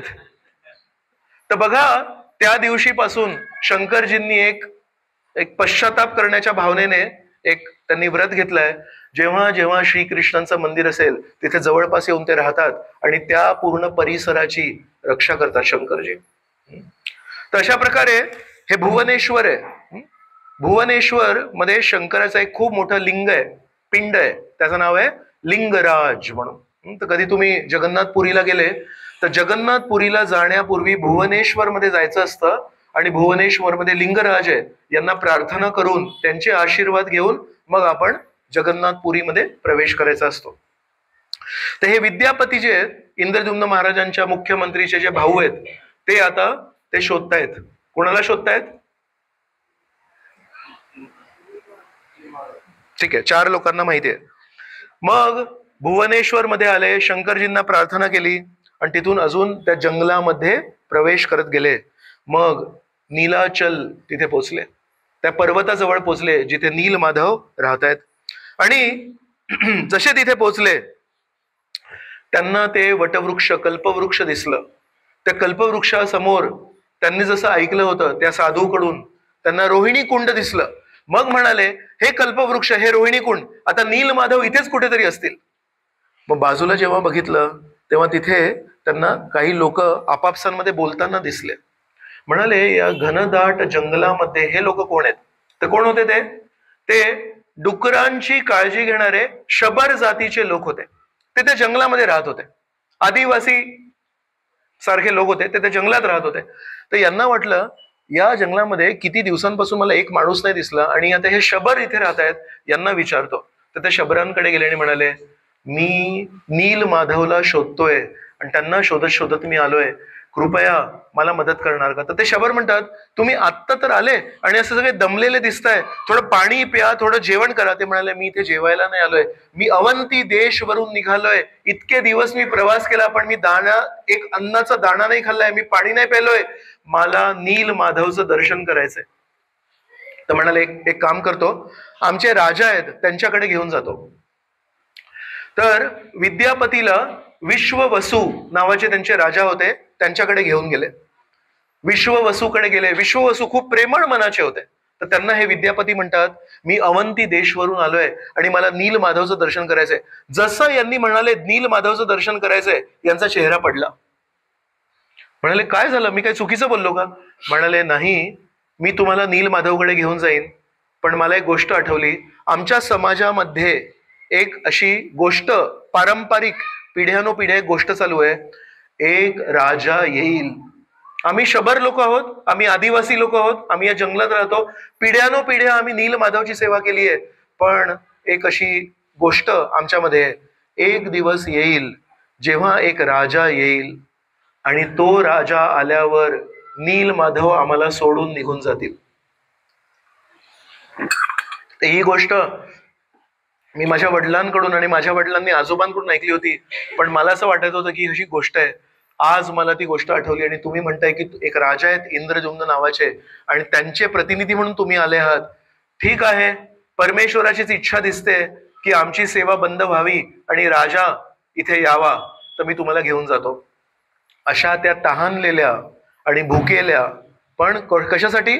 अन्न आणि पाण्यासाठी नाही, नील माधवच्या दर्शनासाठी भुकेल्या आणि तहानलेल्या विद्यापतीला विश्ववसू आणि ते शबर नील माधवकडे घेऊन जातात.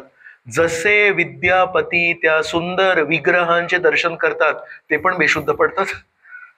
परत पाण्याचे थोडे थेंब टाकून त्यांना उभं करतात आणि म्हणतात, हे कोण आहेत, हे इतके सुंदर कसे आहेत, आणि त्यांच्या चेहऱ्याकडे बघत बसतात. अशा प्रकारे हे जे शबर आहेत, हे वर्षानुवर्ष त्यांची सेवा करतात. त्या रात्री पुन्हा हे विद्यापती पण तिथे थांबतात आणि त्यांना पण तो सुंदर महाप्रसाद, जो खूप चविष्ट महाप्रसाद असतो, तो पण त्यांना पण मिळतो. आणि अशा प्रकारे काही दिवस इथे राहतात आणि विद्यापतीच्या मनामध्ये एक भावना येते, आता काय पाहिजे आपल्याला? परमेश्वराचं इतकं सुंदर रूप आहे, आता काय करायचं? पण मनातल्या मनात विचार करतात, मी ना इथे नील माधव शोधायला स्वतःसाठी नाही आलो, मी एका मोहिमेवर आहे, माझ्या राजाला नील माधवचं दर्शन करायचं त्यासाठी मी आलोय. तर मी इथे स्वार्थ नाही करू शकत, मी इथे नील माधवच्या दर्शनासाठी नाही बसू शकत. मला परत जाऊन ती खबर माझ्या राजाला सांगण्याची गरज आहे. तर कसे बसे आपल्याला स्वतःला आवरतात, दुसऱ्या दिवशी आंघोळ करतात आणि विश्ववसूचा निरोप घेतात आणि म्हणतात, आता मी परत चाललो राजाकडे. विश्ववसू पण विचार करतायत, आता राजाला सांगणार, राजा इथे येणार आणि काय तरी होणार आहे आणि नील माधव आपल्याला सोडून जाणार आहेत. पण काय करणार? म्हणतो ना, विधी विधान आपण बदलू नाही शकत. तर विश्ववसू पण म्हणतात, ठीक आहे. जसा विद्यापती त्या जंगलातून पाय बाहेर ठेवतात, एक मोठं वादळ येतं तिकडे आणि इतकं जोरात वादळ येतं, सगळीकडे रेती उडते, सगळीकडे माती उडते. या सगळ्या शबरांचे जे छोटे छोटे झोपड्यासारखे घरं असतात, आदिवासी लोकांचे सिंपल घर असतात, ते सगळे घरं नष्ट होतात आणि त्या वादळामध्ये कोणाला काही दिसत नाही, असं सगळं वादळ वारा वाहत आहे. आणि जेव्हा यांचे डोळे उघडतात, या सगळ्या शबरांचे, बघतात नील माधव आणि लक्ष्मी देवी जिथे उभे होते तिथे आता नाहीयेत. जसं त्यांनी ऐकलं होतं नेमकं तसं होतं. आणि हे सगळे लोक वर्षानुवर्ष या मूर्तीची पूजा करत असतात. तिथे तुटून खाली पडतात आणि भसा भसा रडायला लागतात. आणि त्या रात्री देवता पण येत असतात भोग लावायला. त्या रात्री देवता पण तिथे येतात आणि म्हणतात, अरे नीलमाधव कुठे गेले, नीलमाधव कुठे गेले. देवतांना पण नाही माहिती नीलमाधव कुठे गेले आणि शबरांना पण नाही माहिती नीलमाधव कुठे गेले. आणि अशा प्रकारे त्या पूर्ण भागामध्ये जिथे पृथ्वीवर एकमेव मंदिर होतं, जिथे मूर्ती होते, जिथे आनंदाची लहर नेहमी वाहायची, तिथे आज दुःखांचा समुद्र आलाय. आनंदाची लहर होती तिथे आता दुःखांचा समुद्र आहे. सगळेजण रडतायत. आणि तेवढ्यामध्ये आकाशातून एक आकाशवाणी होते, आज नंतर नील माधव आपले दर्शन कोणालाही देणार नाहीत, पण भगवंत एका दुसऱ्या रूपात अवतरित होतील. बस एवढंच. आता हे जे विद्यापती आहेत ते पोहोचले अवंती देशला. इंद्रद्युम्न महाराजांना भेटतात आणि म्हणतात, मी नील माधवचं दर्शन केलं आणि ते किती सुंदर त्यांचं रूप आहे, निळे सावळे. या सध्याच्या वातावरणामध्ये जसे ढग जेव्हा निर्माण होतात त्यासारखा त्यांचा खूप सुंदर आकर्षक रंग आहे. आपण जाऊया तिकडे. प्रमाणित आहे, एक मूर्ती आहे पृथ्वीवर, नीलमाधव. हे ऐकून इंद्रद्युम्न महाराज एवढे आनंदी होतात, म्हणतात चला आपण सगळे जाऊया. आणि इंद्रद्युम्न महाराजांच्या राज्यातले सगळे रहिवाशी तितकेच शुद्ध आणि तितकेच आतुर, सगळे जण आपल्या घरातलं सगळं सामान बांधतात आणि पूर्ण राज्य आपल्या राजासह अवंती देश सोडून चालले पुरुषोत्तम क्षेत्राकडे. जसे निघतायत तेवढ्यात नारद मुनी तिथे येतात. नारद मुनी म्हणतात, मला ब्रह्मदेवांनी पाठवलंय तुम्हाला मदत करण्यासाठी. काय मदत करायची? आठवतंय सुरुवातीला लक्ष्मी देवींनी ब्रह्मदेवांना एक आज्ञा दिली होती, स्वारोचिष मन्वंतरामध्ये सत्ययुगामध्ये इंद्रद्युम्न महाराज असतील, तुम्ही त्यांना मदत करा. तर ते आपण विसरलो ती कथा, पण ब्रह्मदेव नाही विसरले. तर ब्रह्मदेवांनी नारद मुनीला स्वतःच्या मुलाला इंद्रद्युम्न महाराजांना मदत करायला पाठवलं. आणि नारद मुनी जेव्हा तिथे येतात तेव्हा इंद्रद्युम्न महाराज त्यांच्या चरणी पडतात आणि म्हणतात, हे नारद मुनी, परमेश्वर प्राप्तीसाठी मी निघालोय, मला काही तुम्ही शिकवणी देणार का? तेव्हा नारद मुनी त्यांना 4 शिकवणी देतात. म्हणतात, या जगामध्ये बरेच भक्त आहेत, पण जरी भक्ती प्रक्रिया ही 3 गुणातीत असेल, पण लोक कारण 3 गुणांनी आच्छादित असतात, तर बरेचसे लोक 3 गुणांनी प्रभावित भक्ती करतात. कुठले? तमोगुण, रजोगुण, सत्वगुण. आणि एक असते त्रिगुणातीत शुद्ध भक्ती. हे एक्सप्लेन पण करतात. नारद मुनी म्हणतात, जर कोणी भक्ती भावनेमध्ये नेहमी राग करत असेल भक्तांचा, जर कोणी भक्ती भावनेमध्ये कोणा भक्तांचा द्वेष करत असेल, तर ती भक्ती आहे तमोगुणी भक्ती. आणि म्हणतात परमेश्वर तशा भक्तीने कधीही प्रसन्न होत नाही. मग म्हणतात एक असते रजोगुणी भक्ती. रजोगुणी भक्तीमध्ये नेहमी स्पर्धेची भावना असते, मी मोठा की तू मोठा. आणि कधी कोणी सेवा करत असेल तर ते मंदिरामध्ये भक्तांमध्ये माझं नाव व्हावं, लोकांनी माझी वाहवा करावी म्हणून ते सेवा करतात. मग नारद मुनी इंद्रद्युम्न महाराजांना म्हणतात, ही रजोगुणी भक्ती पण परमेश्वरला प्रसन्न नाही करत. मग म्हणतात एक सत्वगुणी भक्ती असते. सत्वगुणी भक्ती म्हणजे निष्काम भावनेने केलेली भक्ती. या व्यक्तीला भक्तीचा फळ नाही पाहिजे, या भक्तीला लोक बघतायत की नाही, फोटो काढतायत की नाही, मेसेज मध्ये माझं नाव लिहितायत की नाही, याच्याशी काही घेणं देणं नाही. निष्काम भावनेने तो त्याची सेवा करतोय, त्याला त्या भक्तीचा फळ पण नकोय. पण नारद मुनी म्हणतात, या अशा भक्तीने पण परमेश्वर प्रसन्न होत नाहीत. मग इंद्रद्युम्न महाराज म्हणतात, मग कुठल्या भक्तीने परमेश्वर प्रसन्न होतात? म्हणतात परमेश्वर फक्त एका भक्तीने प्रसन्न होतात, जो कोणी भक्त केवळ परमेश्वराच्या प्रसन्नतेसाठी श्रवणम कीर्तनम करत असेल, ते भगवंतांना प्रसन्न करतात. तर त्यांना फळ पाहिजे ते पण चुकीचं आहे, आणि हे परमेश्वराला म्हणणं मला फळ नकोय हे पण चुकीचं आहे. का चुकीचं आहे?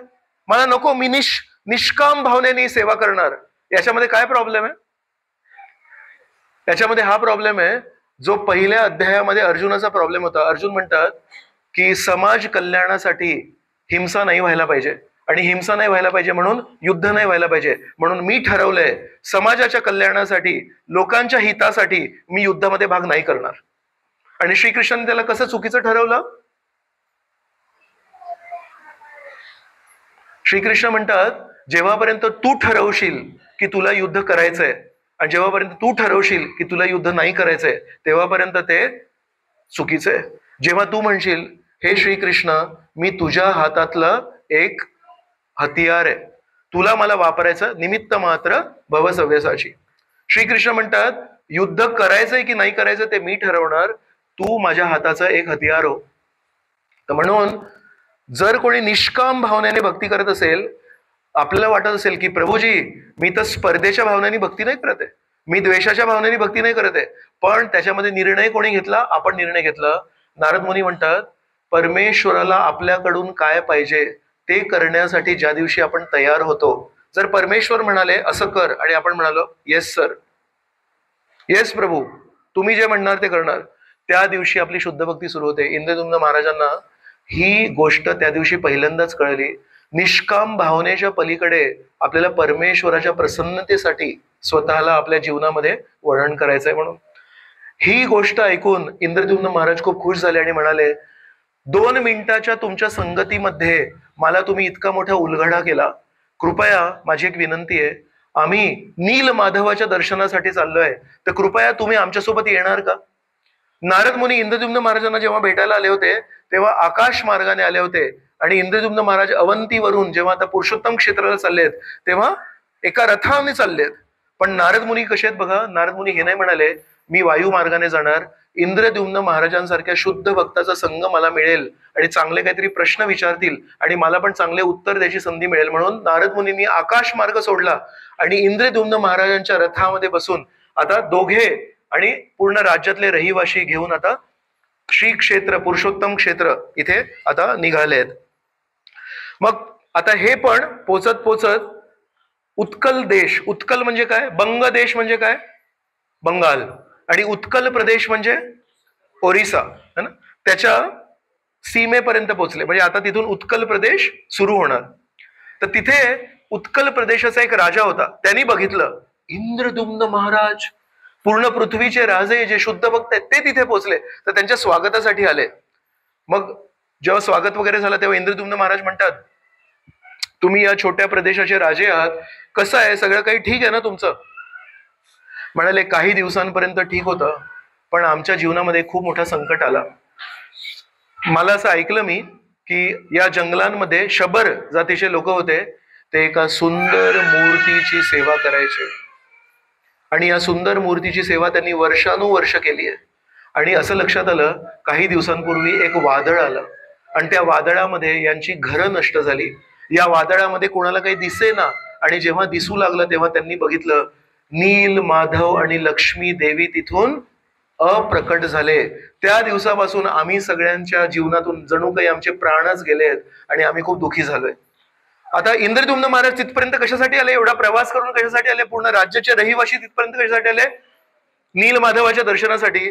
आणि हे उत्कल प्रदेशाचे जे राजे आहेत ते म्हणतात की नील माधव निघून गेले. इंद्रद्युम्न महाराज इतक्या प्रेमाने आवृत्त होते, तिथेच कोसळून पडले आणि रडू लागले आणि म्हणाले, मी माझे प्राण सोडायला तयार आहे, माझ्या मुलाला राजा बनवा, मला जगायची काही इच्छा नाही. एक मूर्ती होती या पृथ्वीवर आणि ती पण गेली, आता मी कशासाठी जगू? असं करत करत बेशुद्ध झाले. नारद मुनींनी त्यांना पुन्हा उभं केलं आणि म्हणाले, भक्ती मार्गावर जर परमेश्वराला प्राप्त करायचं असेल अनेक अनेक अडचणी येणार, पण इंद्रद्युम्न तू जर टिकून राहिलास आणि म्हणालास कितीही अडचणी येऊ दे पण मी परमेश्वराला प्राप्त करून राहणारच, तर मी तुला आश्वासन देतो, तुला भगवंतांचे दर्शन या जन्मात होतील.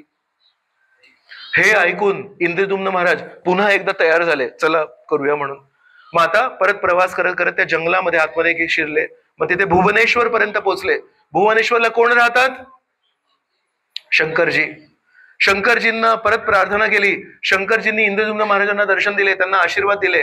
मग इंद्रद्युम्न महाराजांना नव्हते दिसत, मग नारद मुनींना दिसले आणि म्हणाले, तुम्ही चांगल्या मार्गावर आहात, अजून खोल जायला लागेल, अजून खोल नीलाचल पर्वत आहे. नीलाचल पर्वताला जेव्हा तुम्ही पोचाल तेव्हा तुम्हाला नरसिंग देवांची मूर्ती मिळेल. त्या नरसिंग देवांची तुम्ही खूप छान पूजा करा आणि त्या नरसिंहदेवांची पूजा केल्यानंतर 1000 अश्वमेध यज्ञ करायला लागतील आणि 1000 अश्वमेध यज्ञ केल्यानंतर परमेश्वर एका विशेष मूर्ती रूपात तुमच्या समोर प्रसन्न होतील. तुम्ही इंद्रद्युम्न महाराजांना हे सगळं सांगू नका, कारण त्यांना ते सहन होणार नाही, पण मी तुम्हाला सांगितलं. तर नारद मुनी ऐकतात. मग परत आता हे लोक प्रवेश करतात आतमध्ये. मग त्या जंगलामध्ये पोचतात. कुठे पोचतात? पुरुषोत्तम क्षेत्रामध्ये, धनदाट जंगलामध्ये, जिथे फक्त शबर जातीचे लोक राहतात. तिथे पुन्हा एकदा त्यांना तो कल्पवृक्ष दिसतो. कल्पवृक्षाच्या शेजारी त्यांना ते रोहिणी कुंड दिसतं. आणि आता त्यांना असं वाटतं की आता कदाचित मला नीलमाधव दिसतील. आणि इंद्रद्युम्न महाराज तिथे जातात आणि परत बघतात की तिथे नीलमाधव ते दिसलेच नाही. आणि जस्ट या नीलाचल पर्वताच्या शेजारी जेव्हा प्रवेश करत होते तेव्हा इंद्रद्युम्न महाराजांच्या डाव्या हातामध्ये थोडं कंपन होऊ लागलं. त्यांच्या डाव्या डोळ्यामध्ये आणि पायामध्ये कंपन होऊ लागलं. तर आपल्या शास्त्रांमध्ये सांगितलंय पुरुषांच्या डाव्या बाजूला जेव्हा कंपन होतं तर ते अशुभ आहे, आणि महिलांच्या डाव्या बाजूला जेव्हा कंपन होत असेल डोळे किंवा हाताला पायाला तर ते शुभ आहे. तर इंद्रद्युम्न महाराजांना जेव्हा व्हायला लागलं तेव्हा इंद्रद्युम्न महाराज म्हणतात काहीतरी अशुभ घडणार आहे का? तर तिथे जेव्हा पोहोचले तेव्हा नीलमाधव नव्हते. तर नारद मुनींना त्यांनी विचारलं, नारद मुनी तुम्हाला तर बरंच काही माहिती आहे, तुम्हाला शंकरजींनी काही सांगितलं का आणि काहीतरी अशुभ होणार आहे का? तेव्हा नारद मुनींनी त्यांना आता उत्कलच्या राजाने जे सांगितलं होतं ते पुन्हा एकदा सांगितलं. सॉरी इंद्रद्युम्न महाराज, पण ज्या नीलमाधवाच्या दर्शनासाठी आपण इथपर्यंत आलो ते नीलमाधव अप्रकट झालेत. पुन्हा एकदा इंद्रद्युम्न महाराज रडू लागले आणि म्हणाले जीवनामध्ये आता काय ठेवलंय, मला आता जगायचं नाही. पुन्हा एकदा नारद मुनींना तीच शिकवण त्याच व्यक्तीला द्यावी लागली. अर्जुनाला पण श्रीकृष्णांनी भगवद्गीतेच्या सुरुवातीला एकदा शिकवण दिली आणि पुन्हा एकदा तशाच प्रकारची शिकवण श्रीकृष्णांना अर्जुनाला पुन्हा एकदा द्यायला लागली. असं नाही आहे की एकदा शिकवण दिल्यावर आपण ती शिकवण कधी विसरणार नाही, पण परमेश्वर कसे आहेत, परमेश्वर बघतात की जर भक्त प्रामाणिक असेल तर त्याला पुन्हा शिकवण देण्यामध्ये परमेश्वराला कमीपणा नाही वाटत. तर म्हणून पुन्हा एकदा नारद मुनींनी त्यांना शिकवण दिली, भक्ती मार्गावर अडचणी येत राहणार पण आपण नेहमी टिकून राहायचं, आणि मी तुम्हाला आश्वासन देतो की या जन्मामध्ये तुम्हाला भगवंतांचं दर्शन मिळणार. मग तसंच त्या भावनेने त्या तिथे पोचले.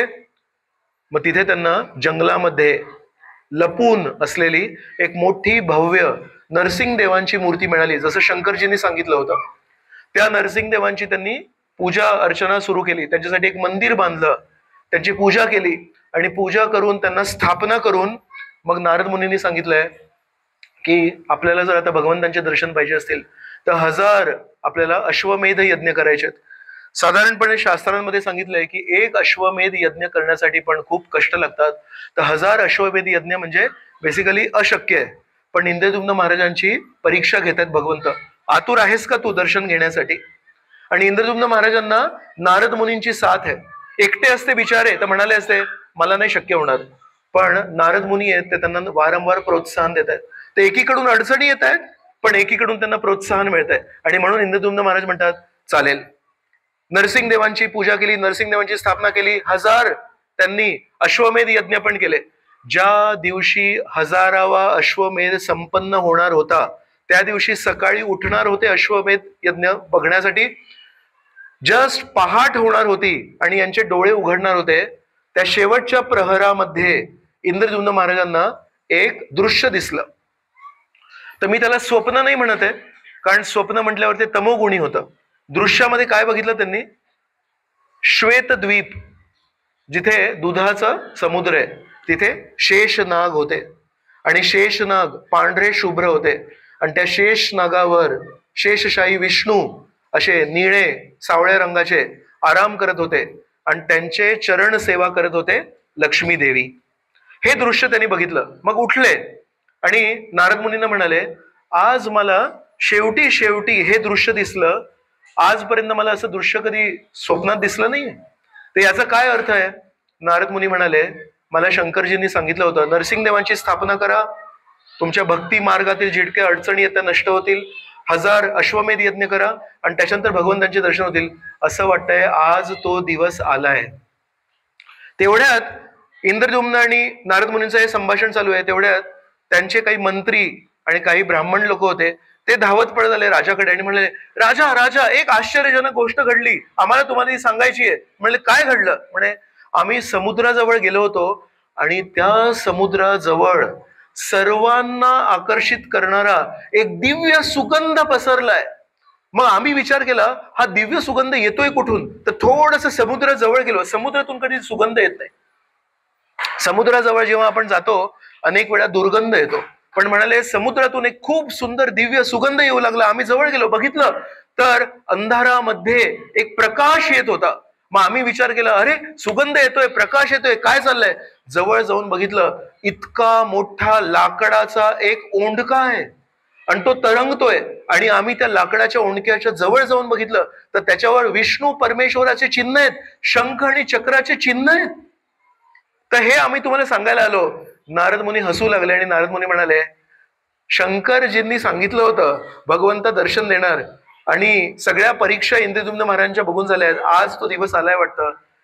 नारद मुनींनी सांगितलं इंद्रद्युम्न महाराजांना, आता तुम्ही पण जा त्या पवित्र ठिकाणी, आंघोळ करा आणि सगळ्या या राज्यातल्या लोकांना पण सांगा आंघोळ करा आणि पवित्र होऊन त्या लाकडाच्या ओंडक्याला आपण इथे घेऊन येऊ.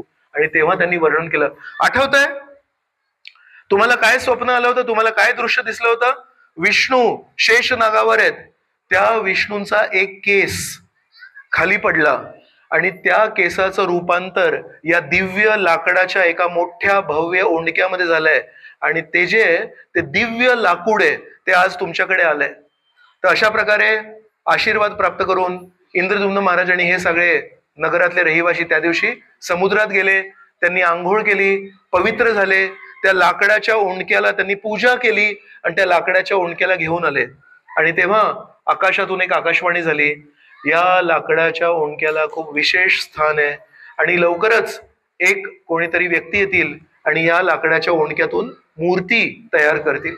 ते एक महावेदी तयार केली ज्याच्यामध्ये लाकडाचं ओंडकं ठेवतील. आणि तेवढ्यात एक म्हातारे व्यक्ती आले, ते एक विशेष रूप घेऊन आले. ते ऍक्च्युली होते विश्वकर्मा. विश्वकर्मा एका म्हाताऱ्या व्यक्तीचं रूप घेऊन आले आणि म्हणाले, इथे मी एक मूर्ती बनवायला आलोय, तुमच्याकडे एक लाकडाचा ओंडका आहे का खूप मोठा? म्हणाले, हो हो आमच्याकडे. म्हणाले, मी याच्यातून मूर्ती बनवायला आलोय. आणि लगेच इंद्रद्युम्न महाराज खूप प्रसन्न झाले. अरे नील माधवचं दर्शन नाही झालं, पण शंकरजींच्या आशीर्वादाने, नारद मुनींच्या आशीर्वादाने आता मूर्तींचं दर्शन होईल. पण या म्हाताऱ्या माणसांनी एक अट सांगितली. म्हणाले, मला एक एकांताचं स्थान लागेल, मला अशा एक कमरा लागेल जिथे कोणी यायचं नाही आणि तिथे मी या मूर्ती बनवीन. आणि मूर्ती बनवताना ठाक ठाक ठाक असा आवाज येईल. म्हणाले, तो आवाज कोणी ऐकायचा नाही. जर यदा कदाचित त्या लाकडाला तो कापण्याचा आवाज कोणी ऐकला, त्या व्यक्तीसाठी ते अशुभ राहील. तर मग काय करायचं? त्या कमऱ्याला बंद ठेवायचं आणि बाहेर परमेश्वराचं स्तुतीचे गीत, भजन काहीतरी गायला तुम्ही सुरुवात करा. 15 दिवस तरी मला लागतील. अशा प्रकारे दरवाजा बंद करून आतमध्ये कोणी नाही आणि या मूर्तिकाराने खाणं पिणं झोपणं काही नाही. तो म्हणाला, मी काय खाऊ नाही शकत. मूर्ती तयार करताना खायचं नसतं, मूर्ती तयार करताना प्यायचं नसतं, मूर्ती तयार करताना झोपायचं नसतं. म्हणून म्हणाले, 15 दिवस आता आम्हाला एकांत पाहिजे, कोणी डिस्टर्ब नाही करायचं आणि तुम्ही तो आवाज ऐकायचा नाही आणि कोणी आतमध्ये यायचं नाही. 15 दिवस झाले. आतमधून आवाज येणं काही ऐकू येत नव्हतं कारण बाहेर तर संगीत चालू होतं. पण म्हणाले, आता दरवाजा उघडेल, आता आपल्याला दर्शन होईल. नाही दर्शन मिळालं. मग इंद्रद्युम्न महाराज, केव्हापासून त्यांचं चालू आहे उत्कंठा, परमेश्वराचं दर्शन, उघडदार देवा, आता उघडदार देवा. ते इथपर्यंत पोचलंय की मूर्ती आतमध्ये बनते पण आता दरवाजा नाही उघडत आहे. विचार करा, ज्याचं परमेश्वरावर प्रेम आहे त्यासाठी एक एक क्षण युगाहितम निमेषेण. श्री चैतन्य महाप्रभू म्हणतात, एक एक क्षण मला एका युगासारखा भासतोय तुझ्या विरहामध्ये. तसं इंद्रद्युम्न महाराज विचार करतात, आता दरवाजा उघडेल, आता दरवाजा उघडेल, पण दरवाजा काही उघडत नव्हता. शेवटी त्यांना सहन नाही झालं. त्यांची पत्नी होती गुंडीच्या देवी, गुंडीच्या देवीला त्यांनी सोबत घेतलं आणि त्या दरवाजाला ओपन केलं. जसं ओपन केलं त्यांनी बघितलं आतमध्ये तो जो कार्पेंटर होता, मूर्तिकार होता, तो नव्हता. आणि आतमध्ये त्या एका लाकडाच्या ओंडक्याचे 3 खूप सुंदर आकर्षक मूर्ती तयार होते. सगळ्यात उजवीकडे काळ्या रंगाची एक मूर्ती होती मध्ये एक पिवळ्या रंगाची मूर्ती होती आणि सगळ्यात डावीकडे एक पांढऱ्या शुभ्र रंगाची मूर्ती होती. एका अर्थाने त्यांना पाय नव्हते आणि त्यांचे जे हात होते त्या दोनच मूर्त्यांना हात होते आणि त्यांना पण असे सुंदर रेखीव असे बोट नव्हते आणि ते दोन्ही हात असे समोर होते. आणि ते बघून इंद्रद्युम्न महाराजांना मनातल्या मनात वाईट वाटलं. म्हणाले, असं मला जाणवतंय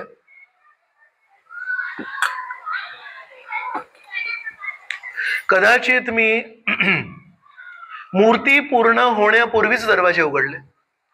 मला त्या मूर्तिकारांनी सांगितलं होतं मला डिस्टर्ब नका करू, पण मला राहावे ना, आणि चुकीने मी तो दरवाजा उघडला आणि म्हणून मूर्तिकार दिसत नाहीये. त्याला राग आला.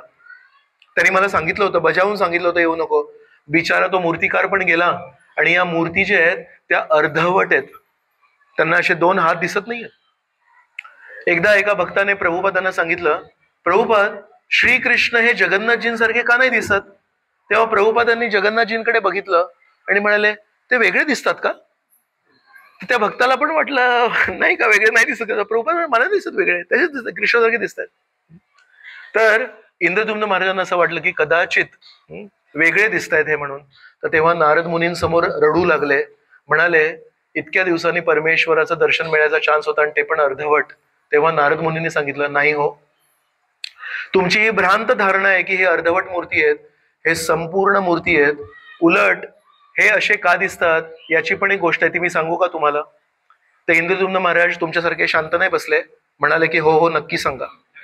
मग तेव्हा नारद मुनींनी सांगितलं की पूर्वीच्या कल्पामध्ये, ही पूर्वीची गोष्ट आहे, म्हणाले श्रीकृष्ण यांची पत्नी, मुख्य पत्नी रखुमाई, रुक्मिणी. तर एकदा रुक्मिणी सहपत्नींना म्हणत होती, आमचे श्रीकृष्ण माझे पती रात्री कधी जेव्हा झोपलेले असतात माझ्या शेजारी, तेव्हा राधे राधे यशोदे नंद महाराज असं काहीतरी बोलत असतात. कळत नाही हे काय करतात. कधी मध्येच झोपेतल्या झोपेत बिछाण्यावर आडवे आहेत पण त्रिभंग रूप घेतात. बासुरी नाहीये हातात, मोरपंख नाहीये डोक्यावर, पण असे दोन हात करतात आणि असे उभे राहतात. मला कळत नाही की हे वृंदावनामध्ये यांच्यासोबत कोणी काय जादू केली आहे. द्वारकेमध्ये ऐहिक ऐश्वर्य पण आहे. जर 10व्या स्कंदामध्ये आपण वर्णन केलं, हस्तिदंताच्या फर्निचर होतं, सगळं फर्निचर द्वारकेमध्ये हस्तिदंताचं होतं. याच्यापेक्षा महाग फर्निचर आहे कोणाकडे? तर द्वारकेचं जे वर्णन आहे, भिंतींवर रत्न होते, दीप नव्हते. द्वारकेमध्ये एकही दीप नव्हते लावत, रत्न होते. रात्री ते रत्न उजेड फेकायचे. तर रुक्मिणी म्हणते द्वारकेमध्ये ऐहिक ऐश्वर्य पण आहे, सगळे रत्न आहेत, इत्यादी इत्यादी सगळं आहे. आणि आम्ही सर्व राण्या 16,108 राण्या आहेत. निर्मळ मनाने शुद्ध भक्ती भावनेने आम्ही श्रीकृष्णांचं प्रेम करतो. द्वारकेमध्ये काय कमीपण आहे?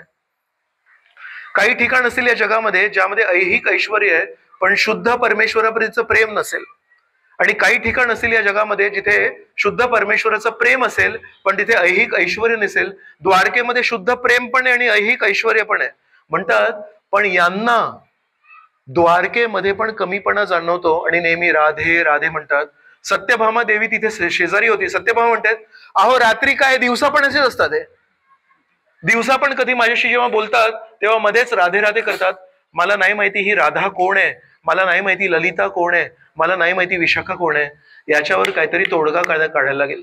मग आता कोण सांगणार आम्हाला राधा कोण आहे आणि विशाखा कोण आहे, ललिता कोण आहे, यशोदा कोण आहे? वृंदावनवासी, वृंदावनामध्ये जे गावात राहायचे त्याच्यातल्या कोणीही व्यक्ती द्वारकेमध्ये नाही आला, आणि द्वारकेचे कोणीही व्यक्ती मथुरेतले वृंदावनला नव्हते गेले. पण एक व्यक्ती होते जे दोन्हीकडे होते. ते कोण होते? बलरामची आई. बलरामजींची जी आई आहे ती वसुदेवांच्या 13 पत्नी होत्या. एका पत्नीचं नाव देवकी आहे आणि दुसऱ्या पत्नीचं नाव रोहिणी आहे. म्हणून श्रीकृष्ण हे देवकी पुत्र आणि बलराम हे रोहिणी पुत्र, पण वडील एकच आहेत. तर त्या दृष्टीने ते भाऊ आहेत. देवकीचा मुलगा नाही आहे बलराम. तर म्हणून ते जे रोहिणी आहेत त्यांच्या सुरक्षिततेसाठी वसुदेवनी जेव्हा देवकी आणि वसुदेवला कंसाने तुरुंगात टाकलं तेव्हा त्यांना वाटलं वसुदेवला माझ्या दुसऱ्या पत्नीला पण त्रास देतील, म्हणून रोहिणीच्या सुरक्षिततेसाठी वसुदेवनी स्वतःच्या पत्नीला नंदगावमध्ये पाठवलं, गोकुळात पाठवलं, नंद महाराजांकडेही सुरक्षित राहील म्हणून.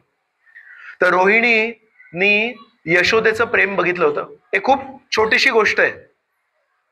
एकदा बलरामजींचा वाढदिवस होता आणि बलरामजींच्या वाढदिवसाच्या दिवशी संध्याकाळी घरात पूजा वगैरे करतो ना आपण, तर कृष्ण आणि बलराम खेळतायत आणि रोहिणी जी बलरामची आई आहे ती म्हणते, बलराम चल घरी ये, आपल्याला पूजा करायची, आंघोळ करायची आहे, नंद महाराज येतील, त्यांना नमस्कार करायचा आहे, बरेच क्रियाविधी करायचे. तर बलराम काही यायला तयार नाही. मग रोहिणी यशोदेकडे गेली आणि म्हणाले, यशोदा तू इतकी प्रेमळ आहेस, तुझ्या प्रेमाने जर तू बलरामला हाक मारलीस, बलराम नाही नाही म्हणू शकत. कोण म्हणतंय? बलरामची आई म्हणते. बलरामची आई, नेहमी आईला मुलाबद्दल सगळ्यात जास्ती प्रेम असतं, पण बलरामची आईची हाक जेव्हा बलराम ऐकत नाहीये तेव्हा बलराम यशोदेला विनंती करते आणि यशोदा म्हणतात, नाही नाही असं काही नाही, नाही मला माहितीये तुझ्या आवाजामध्ये जे प्रेम आहे त्याला कोणी नाकारू नाही शकत.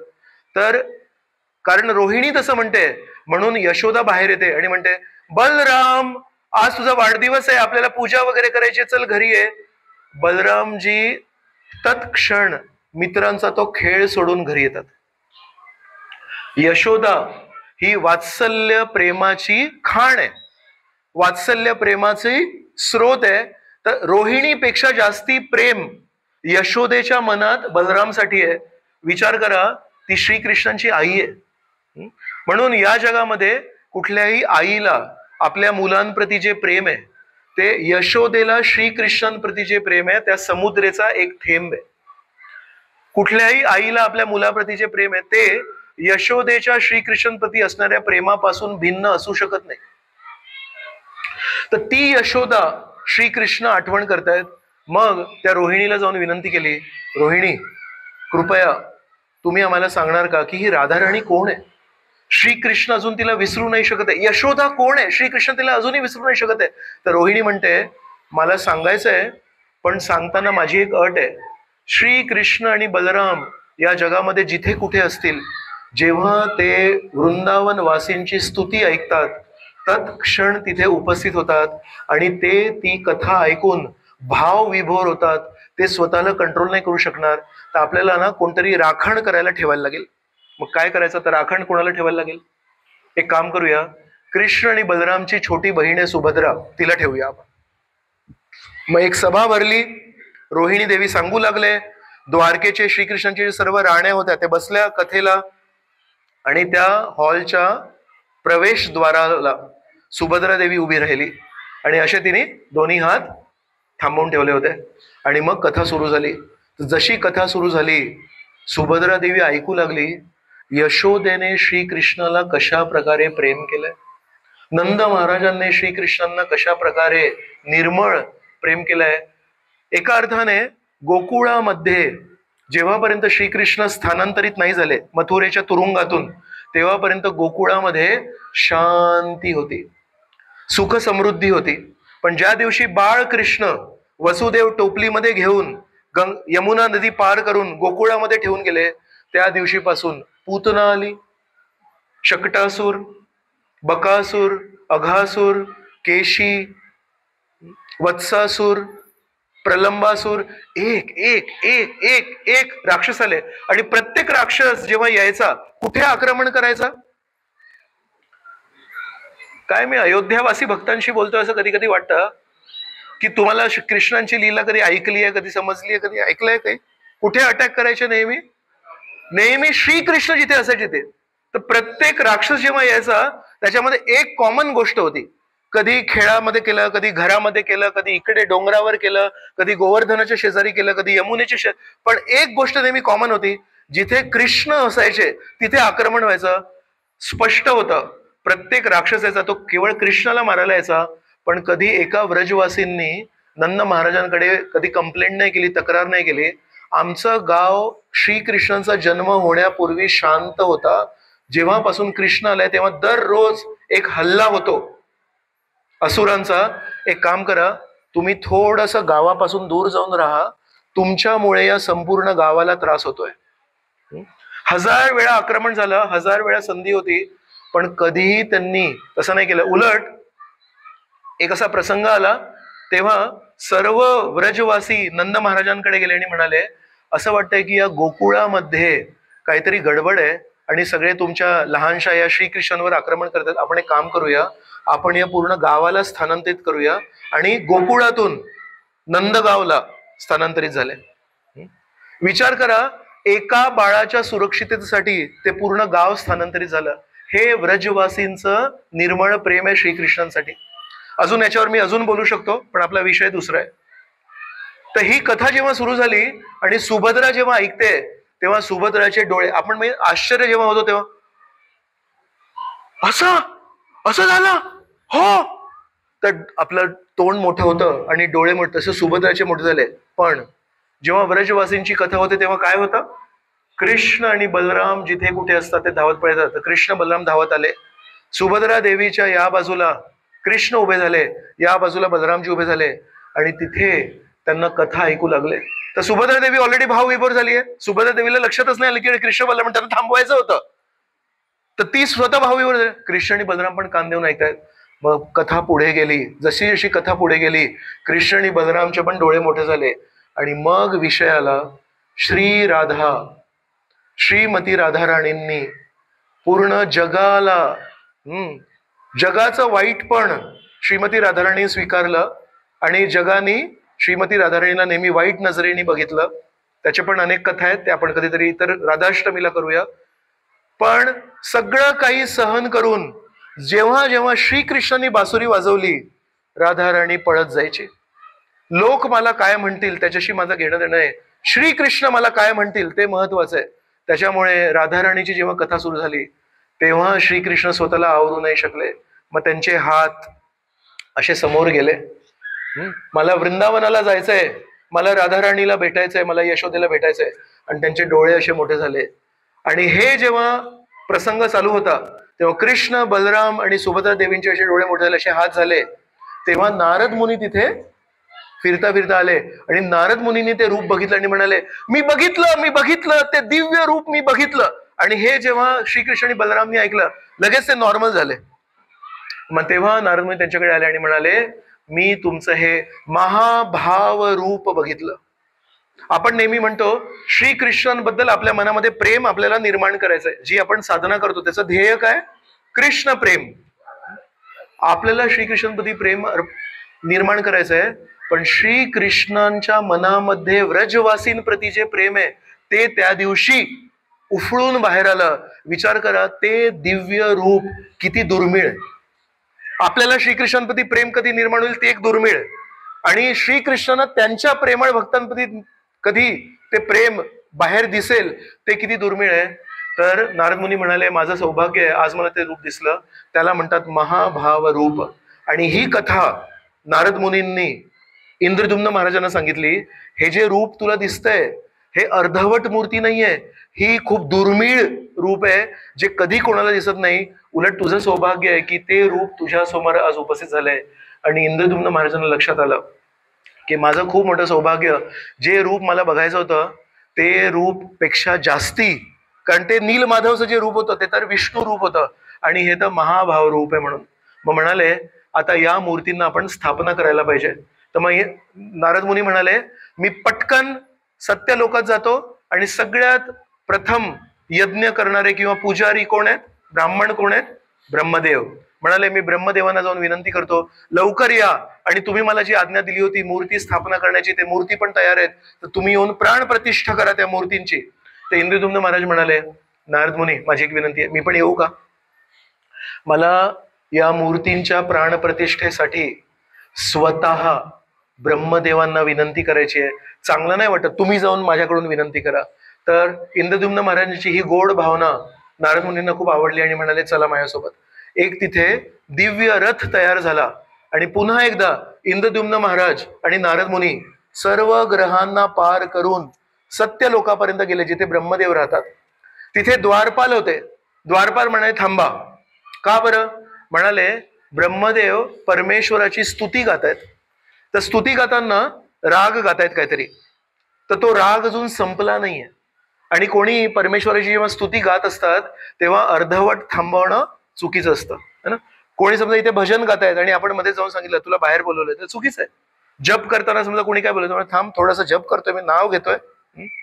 तर कारण ब्रह्मदेव स्तुती गात होते परमेश्वराची, तर त्या द्वारपालाने इंद्रद्युम्न महाराजांना आणि नारद मुनींना काही क्षण थांबवलं. तो राग संपला, लगेच द्वारपाल आतमध्ये गेला आणि म्हणाला हे दोघं आलेत. तर इंद्रद्युम्न महाराज तर त्यांच्या पण ओळखीचे, तर म्हणाले हो पाठव आतमध्ये. मग म्हणाले तुमच्या आशीर्वादाने, शंकरजींच्या आशीर्वादाने आता हे 3 मूर्ती तयार झालेत आणि त्यांची प्राणप्रतिष्ठा करायची आहे, तर कृपया तुम्ही खाली येणार का. तर ते म्हणाले नक्की येईन, तुम्ही खाली जा, तयारी करा. आणि हे लोक जायला लागले तेव्हा म्हणाले पण इंद्रद्युम्न एक लक्षात ठेव, सत्य लोकामध्ये काही क्षण हे पृथ्वी स्थळावर अनेक अनेक वर्ष. मी तुम्हाला सुरुवातीला सांगितलं ब्रह्मदेवांचा एक दिवस म्हणजे किती चतुर्युग, 1000 चतुर्युग. तर तू या काही क्षणांसाठी जे माझा राग संपण्यासाठी जो थांबला होतास त्याच्यामध्ये खाली पृथ्वी तलावर अनेक अनेक पिढ्या होऊन गेल्या आहेत, तर हे लक्षात ठेवतो. तर मग लगेच इंद्रद्युम्न महाराज खाली आले. नारद मुनींच्या अनुसार त्यांनी सगळी तयारी केली आणि मग तिथे ब्रह्मदेव आले आणि ब्रह्मदेवांनी पहिल्यांदा जगन्नाथ, बलदेव आणि सुभद्रा यांची प्राणप्रतिष्ठा केली. तेव्हा त्या काळी तिथे एक गल नावाचे राजा होते. ते गल नावाच्या राजांना जेव्हा लक्षात आलं की एक कोणतरी बाहेरून लोक, कारण ते तर वर गेले होते तेव्हा इथे बरेच पिढ्या गेले होते, ते म्हणाले माझ्या राज्यामध्ये हे कोण आहेत इंद्रद्युम्न नावाचे राजा, ज्यांनी आता परत मूर्तीपूजा काहीतरी सुरू केली. तर त्यांनी आक्रमण करायला आले. पण जेव्हा आक्रमण करायला आले तेव्हा त्यांनी बघितलं इंद्रद्युम्न महाराज, ब्रह्मदेव आणि नारद मुनी तिथे मूर्तींची स्थापना करतायत. आणि जेव्हा त्या मूर्तींचं दर्शन करत होते तेव्हा इंद्रद्युम्न महाराजांच्या डोळ्यातून अश्रू वाहत होते. मग त्यांना खूप वाईट वाटलं आणि त्यांनी इंद्रद्युम्न महाराजांची माफी मागितली. म्हणाले मी तुमच्यामध्ये काहीतरी चुकीची गोष्ट बघितली, पण मला माफ करा, तुम्ही तर परमेश्वराचे भक्त आहात. अशा प्रकारे त्या दिवशी मूर्तींची स्थापना झाली. त्या मूर्तींसाठी मंदिर बांधण्यासाठी इंद्रद्युम्न महाराजांनी त्यांच्याकडे जितके पैसे होते ते सगळे रिकामे केले, एक खूप सुंदर मंदिर बांधलं आणि त्या प्राण प्रतिष्ठा झालेल्या मूर्तींना त्या दिवशी 3 रथ बनवले आणि त्या 3 रथांमध्ये जगन्नाथ, बलदेव, सुभद्रांना स्थापित केलं. आणि त्या महावेदी जिथे त्या मूर्तींना प्राणप्रतिष्ठा झाली होती त्या रथामध्ये बसून त्या मूर्तींना इंद्रद्युम्न महाराज, नारद मुनी आणि ब्रह्मदेवांनी जगन्नाथजींच्या मंदिरामध्ये त्या दिवशी स्थानांतरित केलं. तर स्कंद पुराणाद्वारे ही आहे पहिली रथयात्रा जी कोटी कोटी वर्षांपूर्वी झाली. आणि तो काळ जो होता तो इंद्रद्युम्न महाराजांचा होता का? नव्हता. मग इंद्रद्युम्न महाराजांनी प्राणप्रतिष्ठा केली, मंदिर बांधलं, मंदिरामध्ये स्थानांतरित केलं, पहिली रथयात्रा केली आणि नंतर ते जे गल महाराज होते त्यांना सांगितलं तुम्ही इथले राजे आहात, तुम्ही आता याची सेवा करा. आणि विश्ववसू ते शबर जातीचे जे होते त्यांचे जे वंशज होते त्यांना सांगितलं तुम्ही जगन्नाथजींची सेवा करा, तुम्ही नीलमाधवची सेवा करायची आता त्यांची करा. आणि एक गोष्ट राहिली माझी सांगायची की ब्रह्मदेवांकडे जेव्हा गेले तेव्हा ब्रह्मदेव म्हणाले माझे आयुष्य पण 100 वर्षाचे. तर मला ना परमेश्वरांनी सांगितलं होतं सृष्टीच्या सुरुवातीला की तुझ्या आयुष्याचे जे 50 वर्ष असतील तेव्हापर्यंत तुला नीलमाधवचे दर्शन होतील आणि नंतरचे जे 50 वर्ष असतील तेव्हा नीलमाधव लुप्त होतील आणि नंतर तुला जगन्नाथ, बलदेव, सुभद्रांचे दर्शन होतील. तर म्हणून जेव्हा इंद्रद्युम्न महाराजांसाठी पहिल्यांदा जगन्नाथ, बलदेव, सुभद्रा आले तो एका अर्थाने ब्रह्मदेवांचा 50 वर्ष पूर्ण आणि 51वा वाढदिवस होता. आणि त्या दिवसापासून मग आता जगन्नाथ, बलदेव, सुभद्रा आहेत. आता नीलमाधव कोणाला दिसणार नाही. अशा प्रकारे जगन्नाथ, बलदेव, सुभद्रा एक प्रेम रूप येते. तर श्री चैतन्य महाप्रभू हे मुद्दामून त्यांनी ते स्थान निवडलं जगन्नाथपुरीमध्ये राहायचं का? तर श्री चैतन्य महाप्रभू राधाराणीच्या भावनेत आहेत.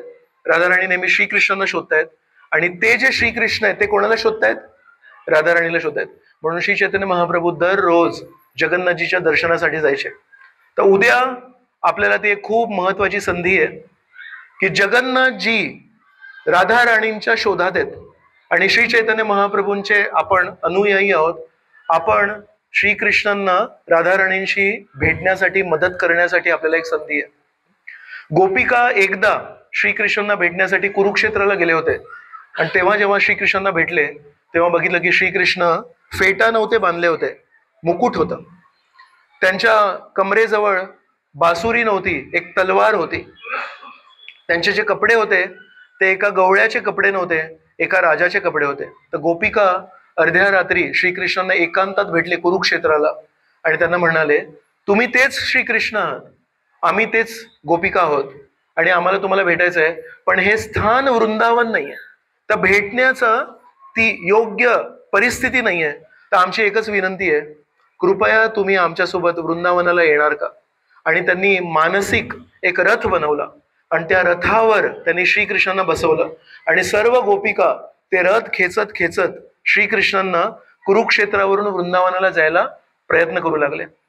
तर जेव्हापर्यंत श्री चैतन्य महाप्रभू या जगात नव्हते तेव्हापर्यंत लोकांना वाटायचं की ही जी रथयात्रा आहे ती म्हणजे काय, परमेश्वर बाहेर येतात, त्यांना रथावर बसवायचं, त्यांना स्थानांतरित करायचं, त्यांची पूजा करायची आणि झाली रथयात्रा. पण श्री चैतन्य महाप्रभू 500 वर्षापूर्वी जेव्हा आले तेव्हा श्री चैतन्य महाप्रभूंनी सांगितलं, ही रथयात्रा नाहीये, ही गोपिका श्रीकृष्णांना कुरुक्षेत्रावरून वृंदावनाला घेऊन चाललेत प्रेम अर्पण करण्यासाठी, ती प्रक्रिया आहे. आणि श्री चैतन्य महाप्रभूंनी सर्व भक्तांना विनंती केली, तुम्ही राधा राणींची विशेष कृपा प्राप्त करू शकता, गोपिकांची विशेष कृपा प्राप्त करू शकता जर तुम्ही या रथयात्रेच्या दोऱ्या खेचताना ही भावना ठेवली, या श्रीकृष्णांना मला राधाराणींची भेट घालून द्यायची. विचार करा, हे किती गूढ रहस्य, हे कोण सांगू शकतं आपल्याला? केवळ राधाराणी सांगू शकते, केवळ श्री चैतन्य महाप्रभू सांगू शकतात. तर आपल्याला वाटत असेल उद्या भर दुपारी 2 वाजता ही रथयात्रा ठेवली आहे आणि ऊन असणार आणि घाम फुटणार आणि त्रास होणार आणि कधी कधी रथयात्रेमध्ये शेजारी वैष्णवांचे पाय पण आपल्या पायावर पडतात आणि कधी कधी हरिबोल म्हणण्यापेक्षा असं वाटतं ए. तर उद्या इंद्रद्युम्न महाराजांची जगन्नाथ बलदेव सुभद्रांचे दर्शन प्राप्त करण्यापूर्वी बऱ्याच परीक्षा झाल्या. तसं उद्या या रथयात्रेमध्ये भाग घेताना आपल्या पण बरेच परीक्षा होतील. आपलं लक्ष आपल्या पायांवर चुकीने इतर वैष्णवांचे पाय पडतील त्याच्याकडे, आपल्या कपाळावर जो घाम फुटेल त्याच्याकडे, आजूबाजूला जे गाड्या फिरतायत आणि त्याचे जे हॉर्न वाजतायत, ए बाजूला हो रथयात्राचे लोक, तुम्ही बाजूला हो, आमच्या 2 मिनिटं उशीर होतोय आम्हाला, तुमची कृष्ण तुमची राधाराणी बाजूला ठेवा, आमची रिक्षा पटकन जाऊ दे, त्याच्याकडे आपलं लक्ष आहे की आपलं लक्ष आहे श्री चैतन्य महाप्रभूंनी जे आपल्याला रहस्य सांगितलंय, श्रीकृष्णांचे डोळे इतके मोठे का आहेत, बलरामजींचे डोळे इतके मोठे का आहेत, श्रीकृष्णांचे हात असे का आहेत, जर याला आपण लक्षात ठेवलं आणि या उत्सुकतेने उद्या जर आपण या रथयात्रेमध्ये भाग घेतला, विचार करा उद्या आपल्याला श्रीमती राधाराणींची किती मोठी कृपा मिळेल. आणि ज्या कोणा भक्ताला उद्या श्रीमती राधाराणींची कृपा मिळेल त्याच्या जीवनात अजून काय उरलं. तर म्हणून असं म्हणतात की श्रीकृष्ण आधीच दयाळू आहेत, दया सिंधू आहेत, पण रथयात्रेच्या दिवशी त्या अशा विशेष रूपामध्ये भरभरून कृपा देतात. तर मागे पण मी म्हटलं होतं, जर आपण त्या रथयात्रेमध्ये भाग घेतला आणि आपण जगन्नाथ बलदेव सुभद्रांचं दर्शन केलं, मरताना आपल्या डोळ्यासमोरून मृत्यूच्या समयी आपण आपल्या जीवनामध्ये एक व्हिडिओ टेप सारखं आपल्या डोळ्यासमोरून पूर्ण चित्र जातं.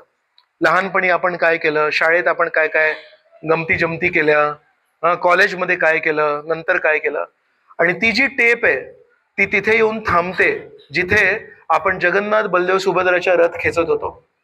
आणि कारण जगन्नाथ बलदेव सुभद्रा तिथे येऊन जबरदस्ती आपल्या डोळ्यासमोर थांबतात, मृत्यूच्या वेळेस अंतकालेच माम एव स्मरण मुक्त्वा कलेवरम. आपण शरीर सोडताना जगन्नाथ बलदेव सुभद्राचे दर्शन घेऊन सोडलं, परमेश्वराचं स्मरण करून जर सोडलं, तर विचार करा वैकुंठ आपल्यासाठी वाट बघतंय. पण ही एक्स्ट्रा माहिती आहे, आपण उद्या जे रथ खेचणार आहे वैकुंठासाठी आपण नाही चाललोय तिकडे, आपण चाललोय श्री कृष्णांना राधाराणींशी भेट घालून देण्यासाठी. आपण सेवा वृत्तीने चाललोय, कारण वैकुंठ प्राप्ती हा पण स्वार्थ आहे. मला कंटाळा आला, जन्म मृत्यू जरा व्याधीचा कंटाळा आला, मला हे ऊन कधी असतं, कधी थंडी असते, कधी पाऊस असतो, कधी आजारी होतो, कधी शेजारचे लोक आजारी पडतात, मला नकोय, मला वैकुंठात जायचंय, मला रोगमुक्त, आजारमुक्त, म्हातारपण मुक्त, या मृत्यूमुक्त व्हायचंय, ते पण स्वार्थ आहे. श्री चैतन्य महाप्रभू आपल्याला म्हणतायत, मम जन्मनी जन्मनी ईश्वरे भवतात भक्ती राहे तो की. म्हणून रथयात्रेसाठी एकच भावना आहे. काय भावना आहे?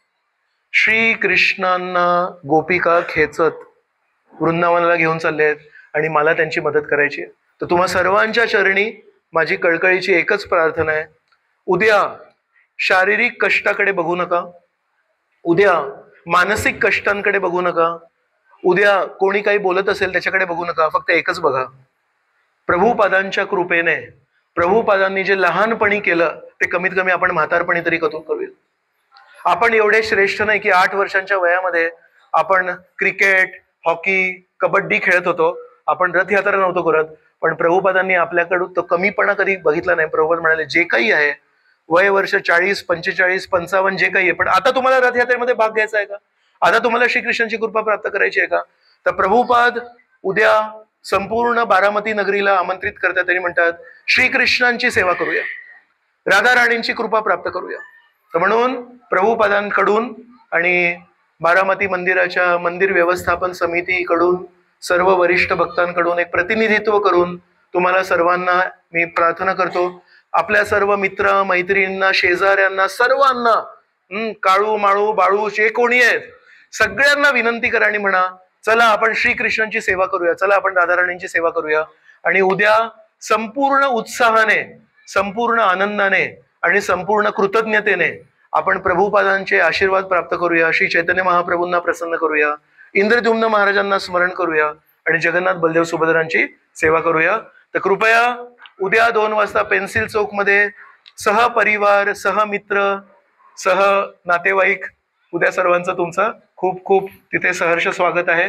जय श्री श्री जगन्नाथ बलदेव सुभद्रा मैया की जय, जय इंद्रद्युम्न महाराज की जय, जय ब्रह्मा जी की जय, जय शंकर जी की जय, जय नारद मुनि की जय, जय श्री चैतन्य महाप्रभु की जय, जय श्रील प्रभुपाद की जय, अनंत कोटि वैष्णव वृंद की जय, जय निताय गौर प्रेमानंदे, हरि हरि बोल.